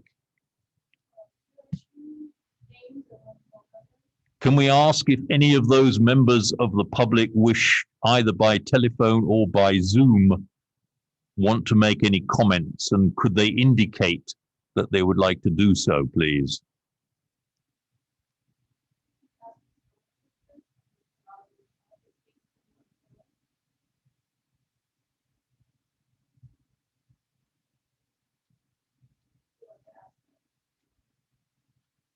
Would you like to ask a question? We have your phone number ending in 8314. Any comments or questions? Having paused long enough, I think probably not. Anybody else you want to put up? Okay. And so from the back, we have a live person. Would you come forward, please, and at least state your name?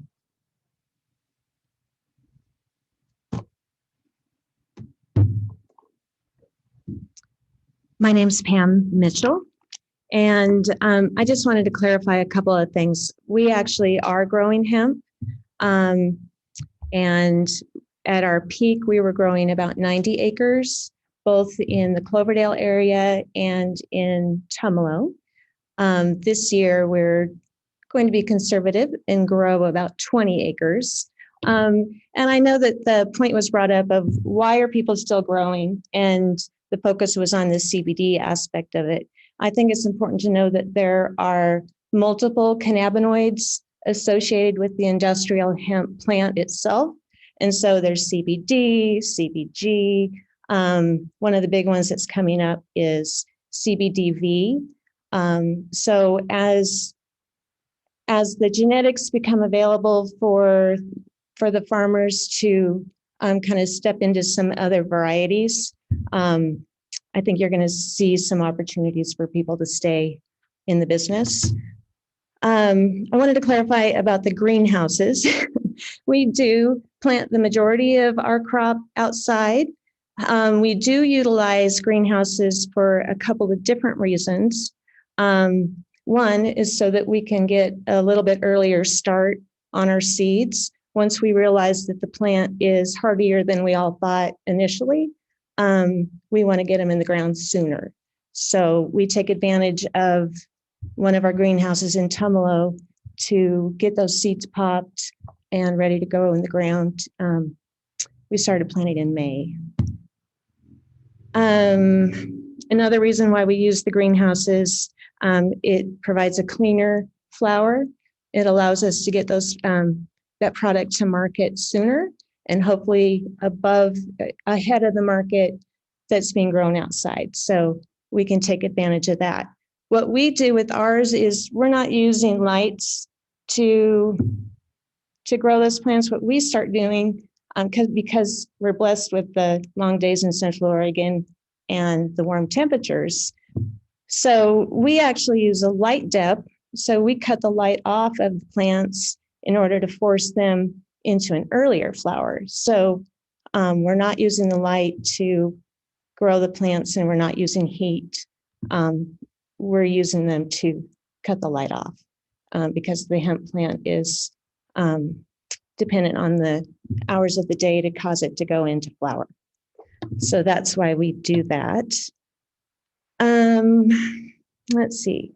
One of the things, it was mentioned that they were using some of the extra biomass for trails to keep the dust down. And I think that's going to be a county issue that you're going to find as more people jump out of the hemp industry and they abandon fields or they just sit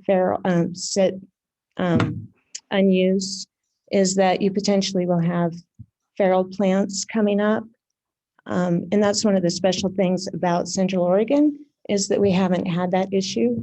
There's some areas where it just grows wild in the ditches and everywhere, which keeps you from being able to grow the high quality flour and oil.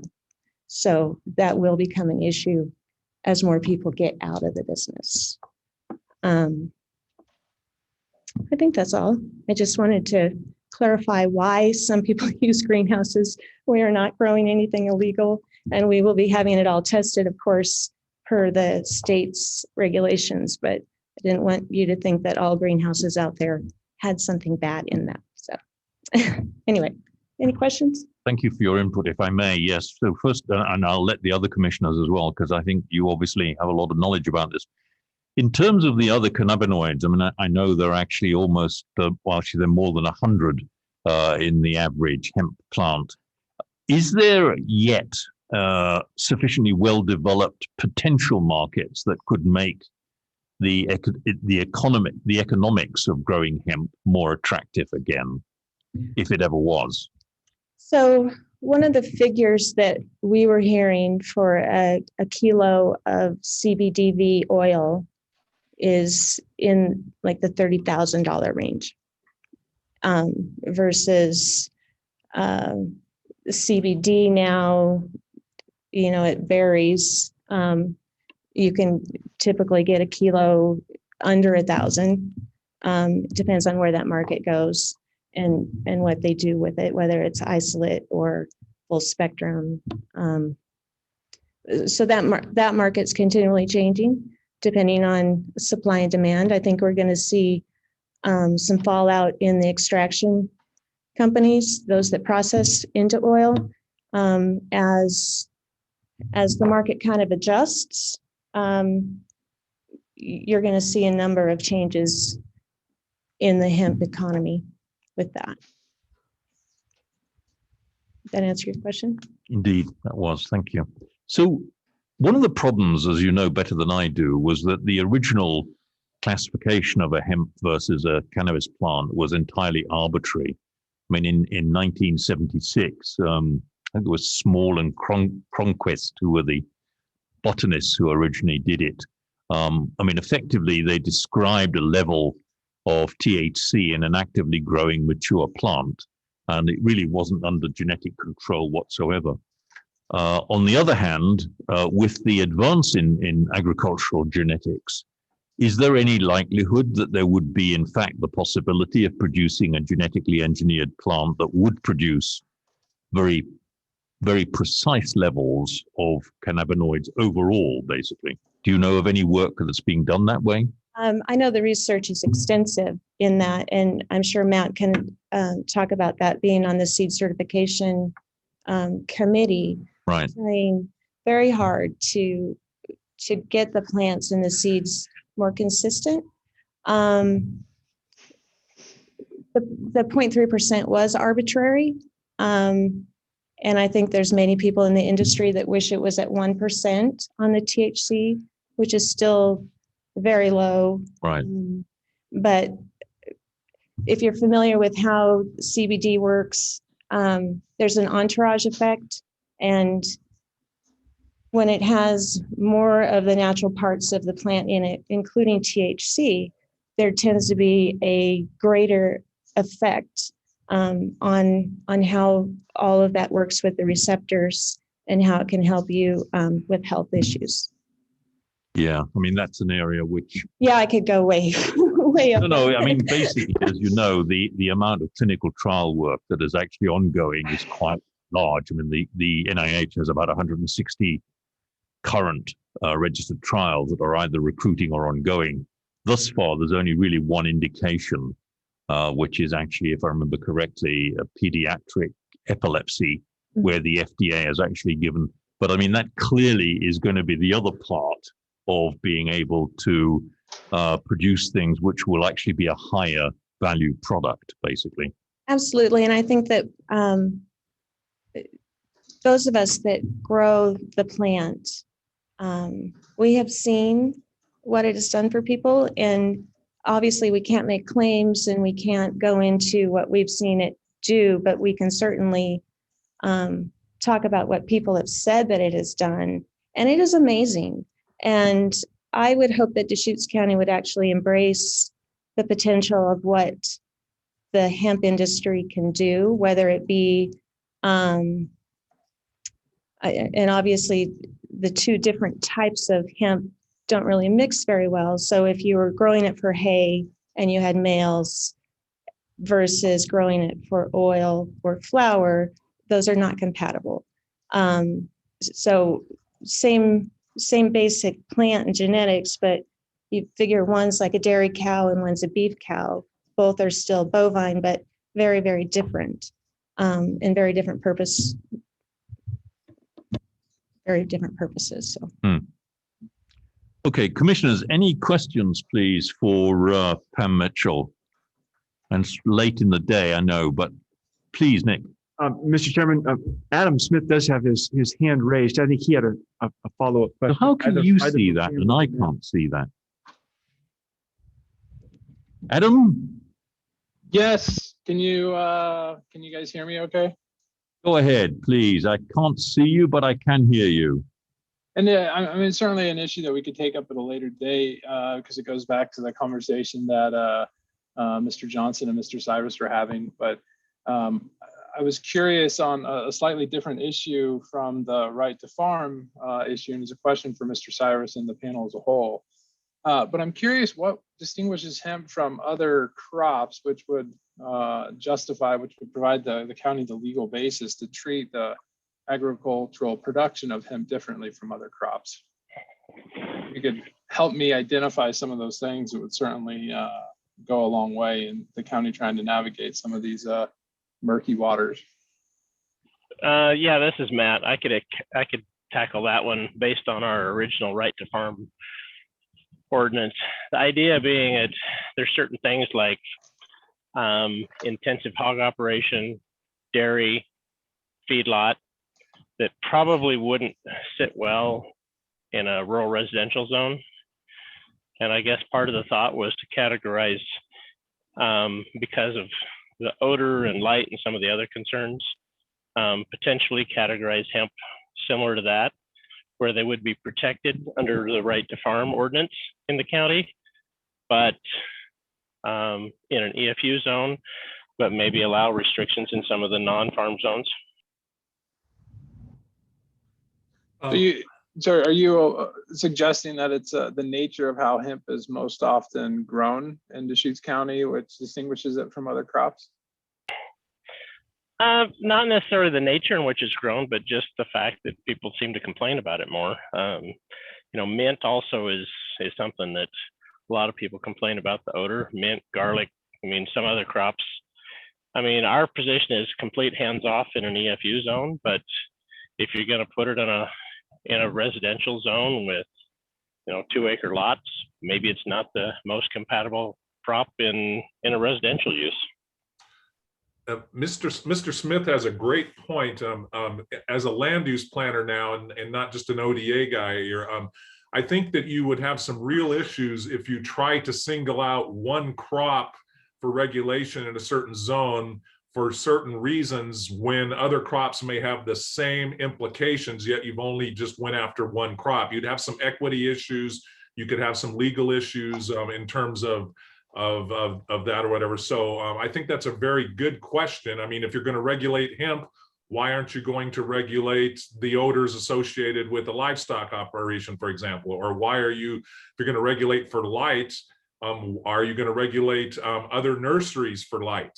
Those are all equity issues and fairness issues that could come up in terms of a broader legal challenge in terms of constitutionality.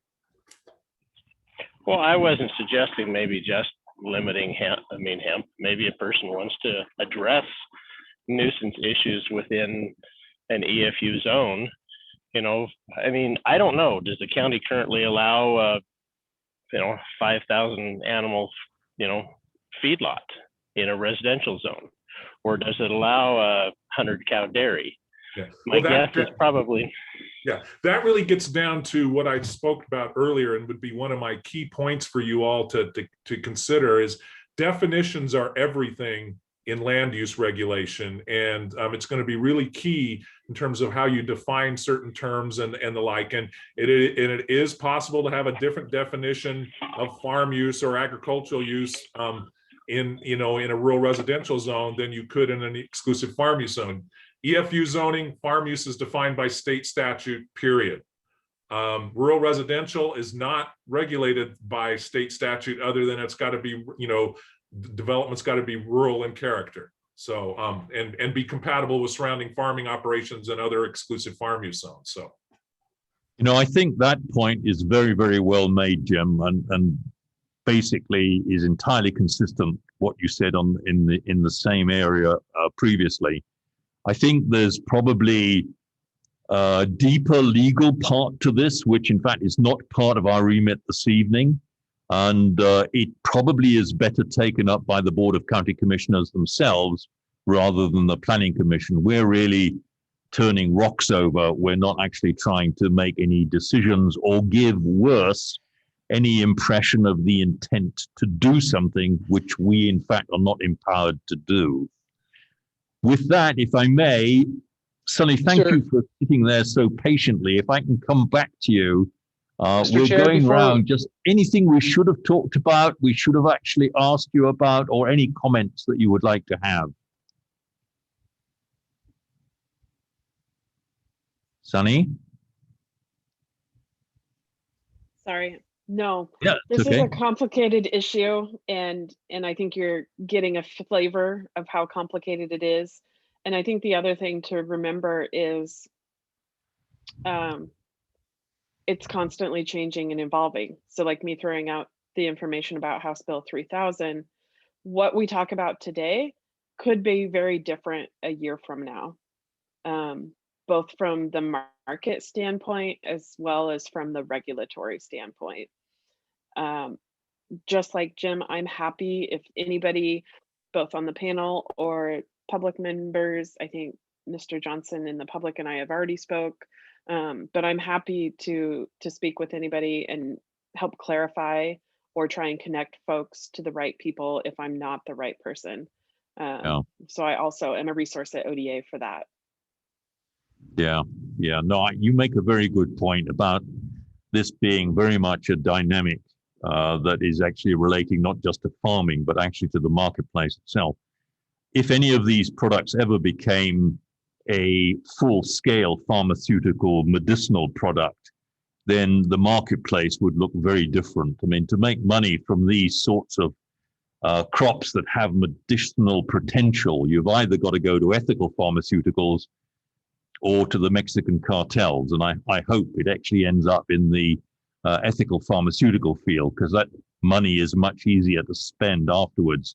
Jim Johnson, you've been speaking words of wisdom. Any other comments that you would like to make for us, please? Just one. I mean, there's lots of things I'd like to say, but we'll save that for another time. But there was one area there was one area that you haven't really mentioned tonight that I still get a lot of calls on, and that's the difference between the processing of cannabis products and farm use, the growing of it. Processing of a product is not a farm use and is regulated under state law as a conditional use permit in an exclusive farm use zone. So it's important to distinguish between processing, preparation, and growing. Those are all three key areas, and they're all dealt with a little bit differently. So.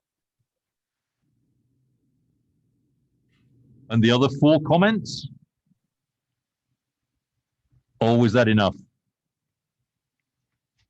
Anything else? No, that's enough for me for now. Thank you. Thank you very much indeed. Eric, I don't see Eric Flatt still on the screen, but I haven't got everybody up. Elia, have we got Eric still, or is he? Okie dokie. So then Kyle, please. Always at the sharp end of what's happening at the present time, and I'm sure you've noticed how high the temperatures are going to be next week. Our demand for water is going to go up even more. What words of wisdom do you have us generally about hemp, please, that we should have asked about? Well, my first comment is that I've been on numerous panels with my colleague, Mr. Johnson, and I always aspire to be as concise, articulate, and convincing as him. And I always seem to not measure up. So anyway, oh, dang, and he's not even here either. It'll be recorded and rebroadcast, don't worry. There we go. So one of the things that, you know, with Oregon water law and other laws in the Western US is that they're quite complicated, they're antiquated, and there's lots of nuances that for an average citizen, when you hear an explanation from an expert, you scratch your head. And I apologize for that, but there's not really a lot I can do. My only suggestion is that if you do have a question, you do have a problem, call your local water master, and we will do our best to help answer the questions that you have, allay any fears if we can, and then provide you the resources that you might need to sort out what the issue is that you're having, in whether it's you're locally or within the state. The southwest region of the state is under tremendous pressure with both it's more of the marijuana than the hemp issue, and that has caused all kinds of problems down there. And the focus in the state is to address those issues there as well. So Sunny's a good resource. I know ODA is working on additional resources to address issues in Southwest, but the Water Resources Department is concerned about illegal water use, and that is our #1 priority for regulation and curtailment of illegal use. And so if someone has an issue or suspects something, to please call the water master in the local area and let them know, and we'll address it as soon as we can. Chronically understaffed, we have 22 water masters statewide to address these issues. And there's thousands and thousands of acres irrigated, thousands and thousands of points of diversion and wells. And so it may not seem efficient as you would like, but we do try to reach all citizens that have complaints. And so I just want to reiterate that our agency is willing, and we do the best we can to respond to complaints. So I'll just leave it at that. I thank you for your input. We've had you a couple of times when we've been on the topic of water, and I must admit I learn something every time. So call your local water master. I presume you're not going to share your mobile telephone with us over the... No, very wise. Thank you very much indeed for your input. Detective Miller, I'm sorry that we've actually kept you so long, and you being in such a beautiful part of the world, I'm not sure I would have spent so much time with us if I was down in San Diego, but we'd be very interested if you had any other comments, input, or indeed any advice to us, please. I just appreciate you guys inviting me and giving me an opportunity to speak. This particular crop is controversial. Obviously, we can see that through our community members. I think people have the right, obviously, to farm and create a crop and a livelihood. There's a very large margin for illegal activity. So the fact that we're looking into it to see what we can do to try and make that safer for our community and the people is absolutely great.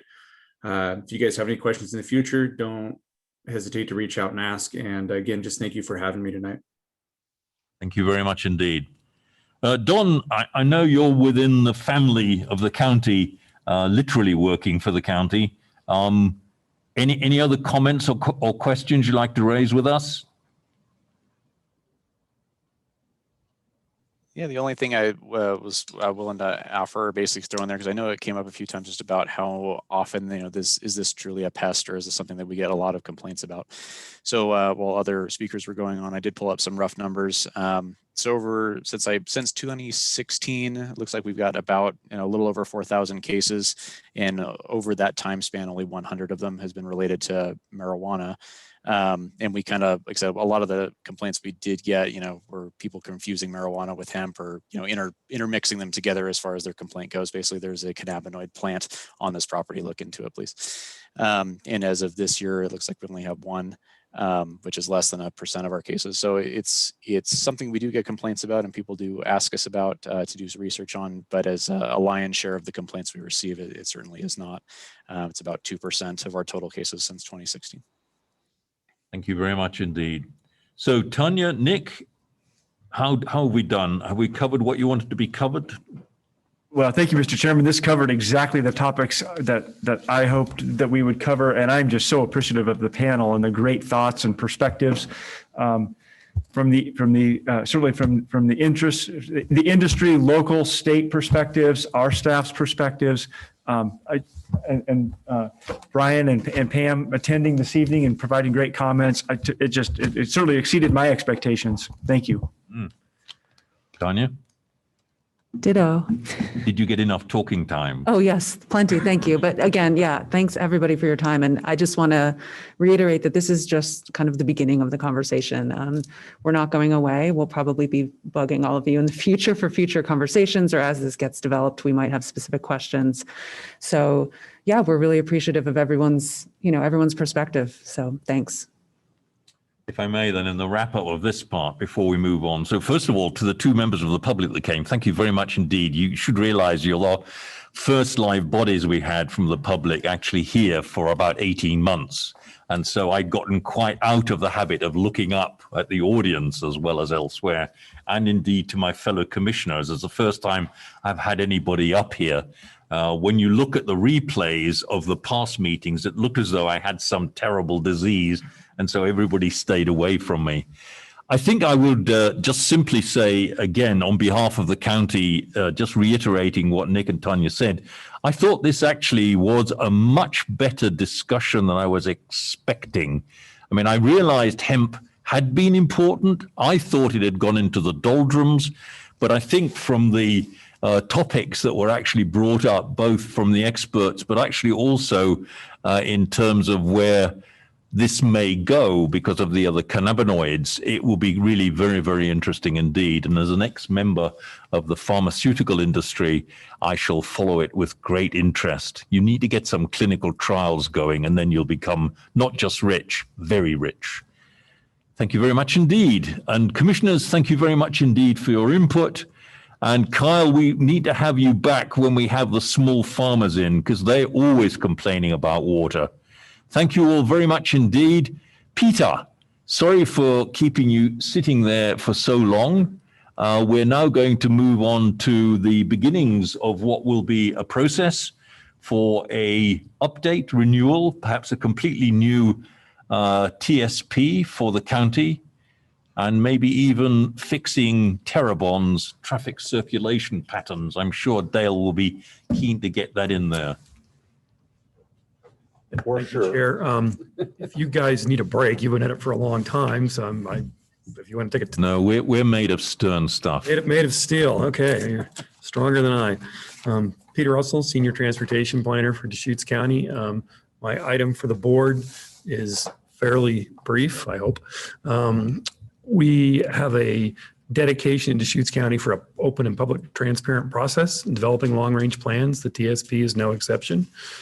So our original goal was to have a public advisory committee with member 2 each from the Sisters area, Redmond, Bend, Lapine. So we did an initial recruitment, reaching out with Whitney, doing press releases, got maybe 2 folks who responded. We then went out and extended the deadline for a second recruitment. I think we got up to 4. And then we had an open house, and because of Zoom, we went with a virtual open house, which lasted for 2 weeks. Had a packaged program there. And the last slide was, if you want to be part of this advisory committee, contact me. And so we got up to 6. When we looked at it, all 6 were basically within the city of Bend or right on the edge. Nothing wrong with being from Bend, but again, we wanted a much wider geographic representation. So what we did is approach the board and said, we really want geographic representation, public input. We have a body already that's organized that way, which is our planning commission. How about if we use them as our public sounding board? And also they have noticed public meetings, so members of the public can come and testify at that. So the board agreed with that proposal. So I'm here to present you with your new award of being our public advisory committee. So we won. Yeah, you won for the transportation system plan. It has no monetary rewards. It's just guaranteed to have input into the process, which of course, as you know, you will eventually be a review body and make a recommendation to the Board of County Commissioners. So we thought, well, that way the Planning Commission will be really well versed on the issues with the TSP when they make their recommendation to the board. And then we have during the formal public hearing process. When we would be before you, it'd be roughly 3 times approximately when we get to key development points in the TSP as we develop the draft document. And again, the TSP, for those of you who haven't been through this drill before, it's a 20-year plan based on arterials and collectors. And we look at projects, we prioritize them, what years we're going to build them, where they're going to be, what kind of projects they are. We also look at policies to see if there are any policies we need to change, if there's any county roads that need to be reclassified functionally, either up or down. We look at alternate modes, like I said, so we work with Cascades East Transit. We're working with our Deschutes County Bike Pit Advisory Committee for bike policies and potential bike connecting routes. So that's just kind of the general flavor. So with that, I'd be happy to answer any questions you might have. So first of all, the current TSP, where would we go to look to find what is currently in that plan? You can look at it online. Just type in Deschutes, go to our Deschutes County website, the CDD website, and under the left margin where it says transportation planning, just click on that and that'll have the current TSP. The current TSP, we built it in like 2009 to 2011. It was adopted in 2012 and its planning horizon year was 2010 to 2030. This new TSP, which we're in the early stages of developing, will cover from 2020 to 2040. Okay. So what level of input would the Planning Commission be able to achieve? And the reason I ask is that from the last few TSP related issues that we've had along Highway 97, the Tumalo roundabout, and actually the proliferation of roundabouts, not least of which also the issues around Terrebonne and its early death in terms of the planning, at least, that had been undertaken by members of some members of this commission. Is this going to be that we will be answering, providing input for proposals that are being put to us, or is there a possible generative part of that process where we can actually truly bring citizen input? So the TSP is a 30,000-foot document.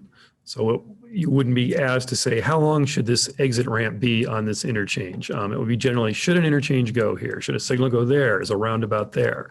And certainly as the Planning Commission reviews it, if you have your own ideas, you can bring them forward and say, well, where I represent is the Sisters area, this seems to be an issue of, congestion, traffic, safety, what have you, and say, what does the document do for here? Or here's some things that you might want to look at in the Sisters area. The TSP has technical analysis that goes with it. So there's some background documents you'll be looking at. You can use that to familiarize yourself with.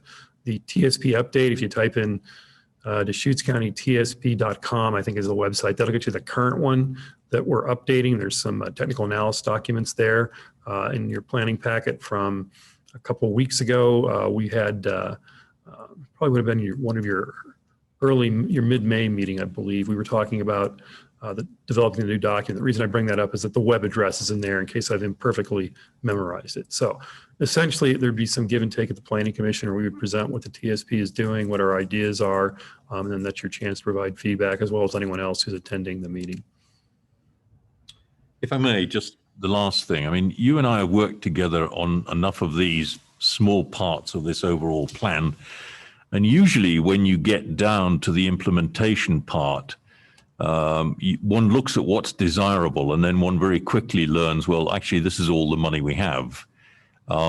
Is there any likelihood that we can actually go back and correct some of those situations in developing the new TSP at 30,000 feet? Well, certainly we can look at priorities and funding levels and funding expectations. One of the things that's a little different about this TSP versus the previous one is we're not focusing so much on the state highways with original work. We're basically going to look at whatever ODOT plans they have or what they've come up with.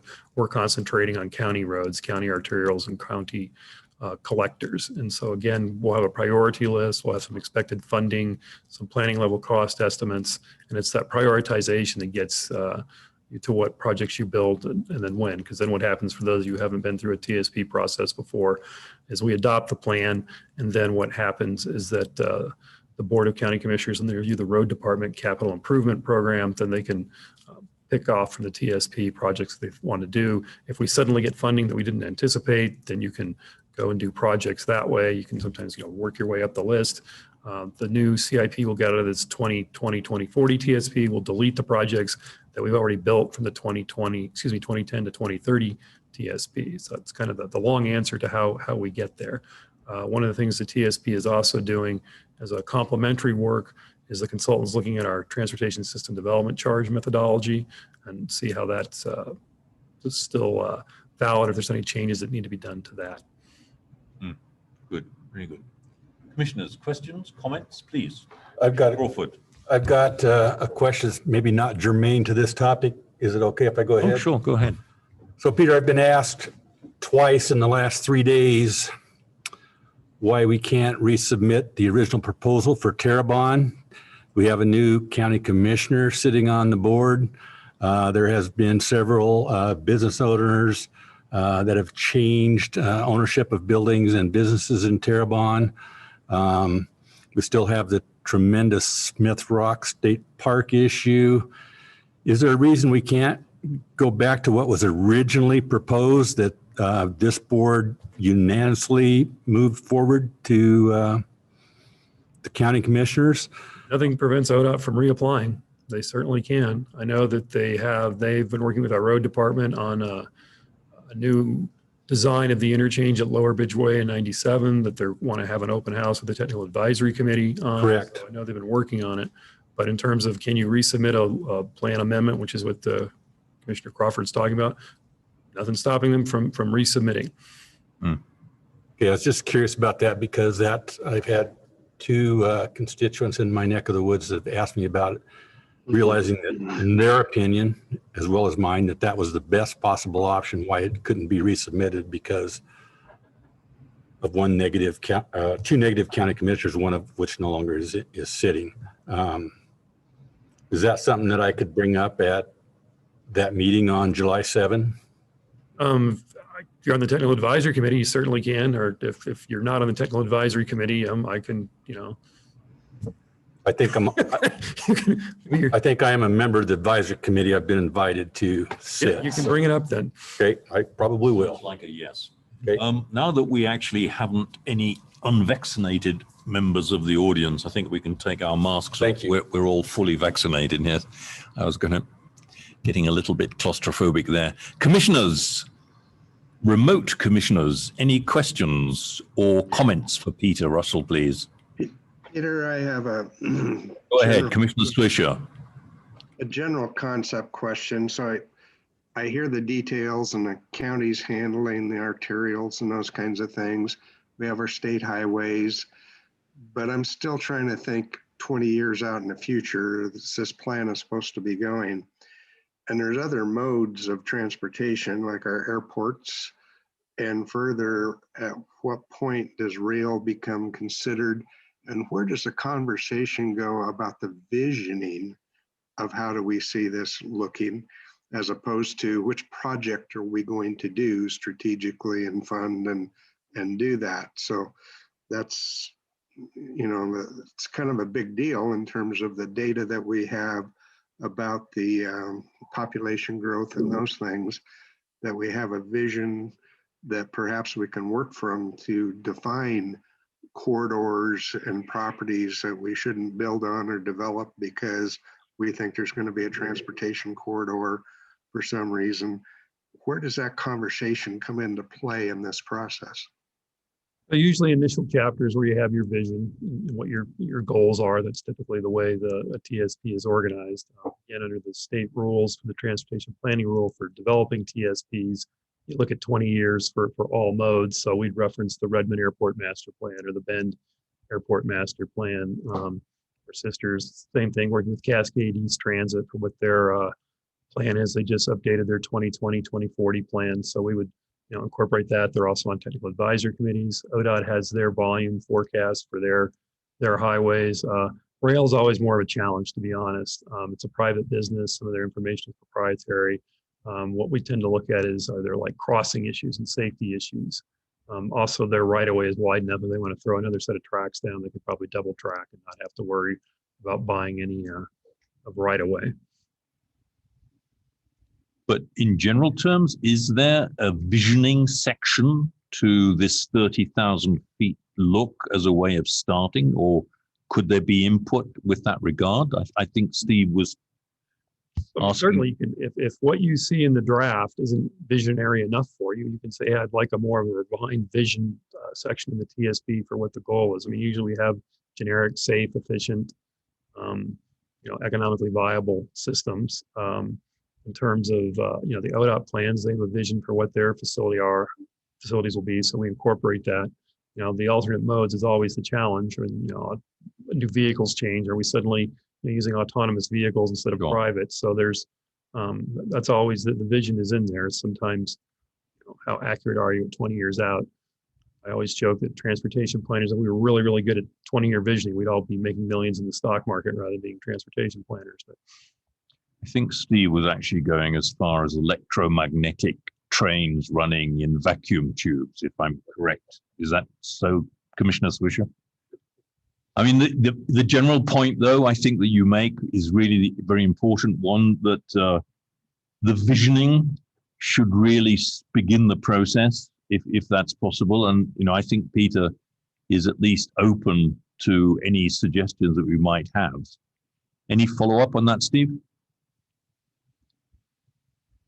I'll get myself unmuted, but no, I appreciate Peter's comments that if what we see, there's not enough vision, we perhaps have an opportunity to jump in there and talk about it. But I think just landing that conversation right now and having Peter aware of at least a couple of commissioners, I don't know how all of us feel about that, but at least knowing that's an issue, I think could help frame some of the thinking of the planning.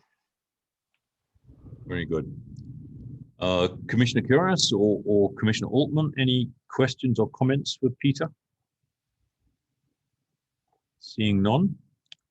So Peter, what do you want from us that you haven't explained? And so what will be the first step that we'll actually get involved in this? Well, once the consultant gets some initial draft, we'll present some technical memos to you, and kind of, we can be possibly as early as, hey, what's the vision? I've heard from my planning commission. I can go back to the consultant, go to the road department and say, do we want to come up with any sort of, I want to say executive summary, because that would imply the document's done, but some general, well, what are we doing for the 20-year forecast? What's the vision of the Deschutes County TSP transportation system for different modes in 20 years, and have some sort of summarized version of that, perhaps bring that back to you and say, is this kind of what you're looking for, or see what your thoughts are. Very good. Okay. So thank you very much indeed. The next part we would go on to is actually staff comments and commissioner comments. As you're here and are still talking, anything else you wanted to raise with us? No, I'm good. Thank you very much indeed. Tanya, any comments, questions, matters of report? No, I'm good as well. Thank you. Except for the air conditioning. It's too cold in here for I'm okay now, but thanks. Please, Nick Lalak. Thank you, Mr. Chairman and Commissioners. So I do have several updates. First, the governor signed, as you may have seen, Senate Bill 391 to allow rural accessory dwelling units yesterday. And so I want to just make sure this is on your radar, just you're aware of this, is that on Wednesday, July 14th, myself, Tanya, Peter Gutowski, and potentially other long-range planning staff will meet with the Board of County Commissioners to both discuss the beginning steps of implementing Senate Bill 391. The key piece with that, though, is that we have to wait until the state adopts wildfire hazard maps, which could be June of 2022. But the bill is in effect immediately, so we can begin work on it just as soon as the board provides direction. And then the big one is the comprehensive wildfire bill, Senate Bill 762. Apparently, it's literally in balance here as we're in the last 24 to 36 hours of the legislative session. So we'll find out what happens with that. So that's July 14th, a couple of very big days that will have important implications for the Planning Commission's work going forward. That's my first update. Second update, the Board of Commissioners just a few days ago adopted the county's budget for the next fiscal year beginning July 1. It does include the comprehensive plan funding, $150,000 for the first year, $100,000 we've already have the placeholder for the second year, so that we have the adequate resources to complete that project. So very, very good news there. We also have additional staff and funding for other projects. So a lot of good stuff there. As you, I'm not sure if I think I included all the Planning Commission in one of my emails that we are recruiting for the South County Planning Commission seat. That position closes Sunday, July 11th. So please, if you have any contacts, anybody that may be interested, et cetera, please help us spread the word on that recruitment, a very important position. Staffing transitions. We have a new long-range planner, Tarek Rawlings, he'll join our long-range planning team on July 1st. He replaces Brandon. And Tarek has been working in our current planning section for some time. He has a master's in community and regional planning, and has just done a superb job for us in current planning. Will make a great addition to our team there.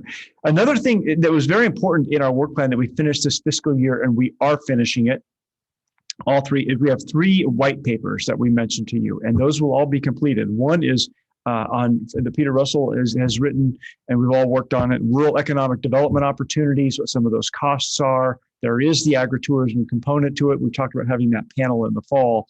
And we will present that white paper to the Board of Commissioners on Monday at their work session on, I think it's June 28th.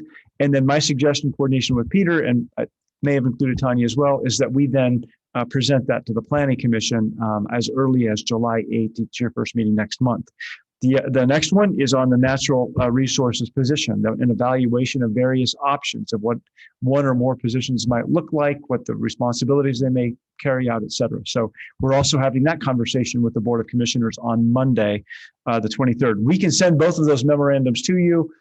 They're completed. We submitted those into the packet today. They're now public and available for everybody. Actually on the website already. They're also on the website. The third one, oh, they are. Okay, good. Thank you. I hadn't seen, because sometimes they don't post them until Friday. The third one is the one where we're evaluating temporary transitional housing options. We're looking at campgrounds, RV parks, mobile home parks, manufactured home parks.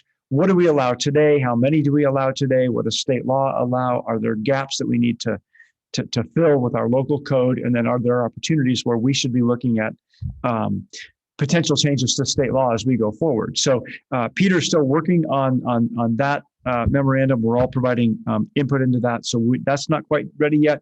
Maybe that'll be ready for July 8th, but it's probably your second meeting in July, the 22nd, that we would present that. So those 3. So I think we're really coming to a strong finish to this fiscal year on all fronts possible.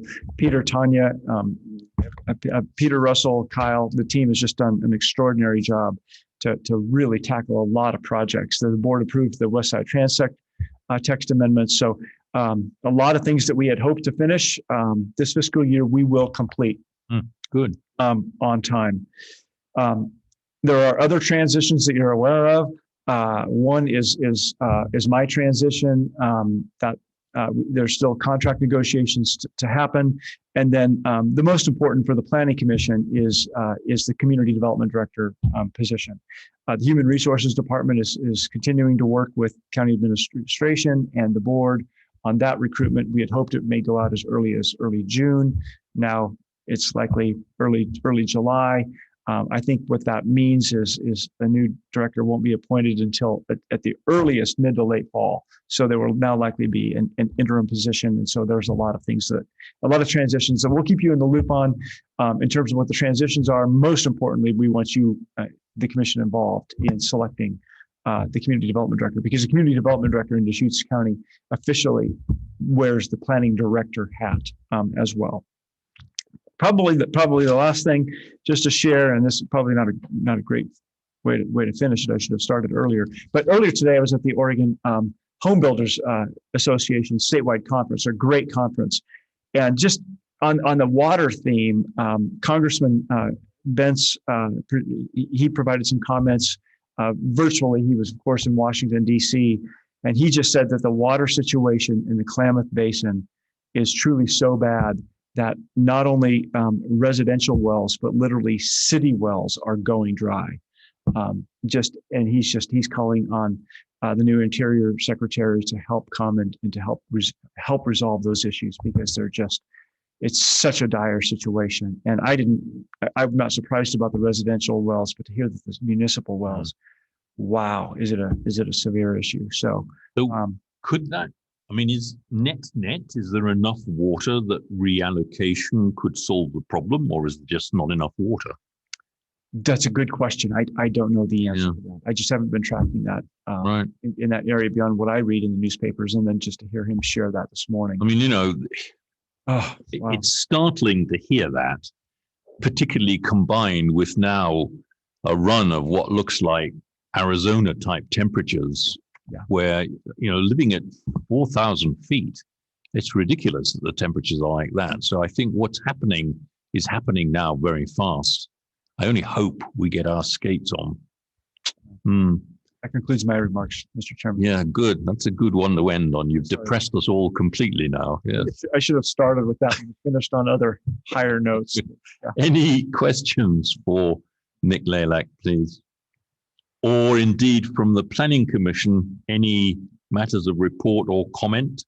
How is your homeowners association chairmanship going, Commissioner Swisher?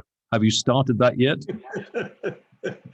That doesn't start until actually it's the 1st of August when that occurs. So, but in the meantime, I'm getting up to my neck in that. So with that, there is a question for Nick and the county protocols. So we're continuing with Zoom at this point, but I'm not sure what the anticipation is for the county complete opening. In other words, is it completely open now? Or is there a limited number of people that can be in the room for meetings? I mean, where are we at this moment? Because I would like to start attending in person. Oh, thank you, Commissioner Swisher. That's a great question. Yes, the county is fully open. We are limiting the number of people in this room. So for example, just a couple of nights ago, there was a public hearing. So they limited it to, I think it was 10 people in the Barnes and Sawyer room where we meet. So, and then there was overflow of almost the capacity of 7 people in the overflow room because there was a public hearing on the Caldera Springs master plan expansion. Resort expansion. So we could certainly accommodate all planning commissioners today, and then we would limit staff. But I as early as next week, maybe by the 4th of July, we'll hit 70% vaccination rates. I think we're down to 35,000 remaining vaccinations in the state before all restrictions are eliminated. So that could very well be the case before your next meeting on July 8th. So everybody's welcome. Commissioner, maybe it was Commissioner Crawford and I were exchanging emails that we haven't talked yet about when we might have our pre-meeting meals again. Commissioner Crawford. It was Commissioner Crawford. So he didn't ask me about that specifically. He just said any pre-meeting activities. So, but my hope is that we can begin to have that conversation for August as commissioners are comfortable returning to meet in person. But we will continue to allow the virtual participation. It certainly saves people time and money and effort and expense and all that good stuff. So we want to be accommodating going forward. Most of our staff are coming back into the office at least 1 day per week now. In a couple of weeks, it'll increase to 2 days per week, and then we'll see where we go from there. I must admit that icon of public participation, the Sisters Movie House, as you know, Steve, has reopened. And I went to the first night about 3 Fridays ago, and there was a poor lady sitting in the audience. I mean, it was actually only something like 40% capacity. And she must have had bronchitis because she coughed, and you could have cut the atmosphere with a knife. It was quite amazing. And actually, it was probably better than the movie. It wasn't a great movie, I must admit. Commissioners, any other questions, comments, please? So everybody got the point, I think. Open house. I presume that if we're going to have people in the room that are not vaccinated and the Delta variant is looking more and more threatening, we're going to keep pace with that. But I think even if it actually is necessary to wear masks under those circumstances, if we have non-vaccinated people in the room, we can make it work. I must admit, personally, if we are going to keep the numbers down in this room, it will be great if we actually came down and held the Planning Commission meeting actually on the floor, if that can be done. I find it much easier, eye to eye, peer to peer. What do you think, Commissioner Crawford? Yeah, I'm fine with that also. Yeah. And we'll just want to coordinate with Ayla on the camera angle. Yeah. No, she has so many cameras now. She says she's not a problem. I have a question. Please, go ahead, Commissioner Kiras. So, so like what you guys have been doing right now, where masks are required if there's unvaccinated people in the room, but you can take them off if everyone's vaccinated. Are we still going to be finding out or asking about vaccination status after we get to our 70%, or and would we still be seating, like social distance seating, when we get to our 70%, or would just all that stuff just go away? My understanding is everything goes away. Yeah, that's my understanding. I mean, but just like in terms of our own seating, do we need to sit like, pre-pandemic, we were pretty close to each other.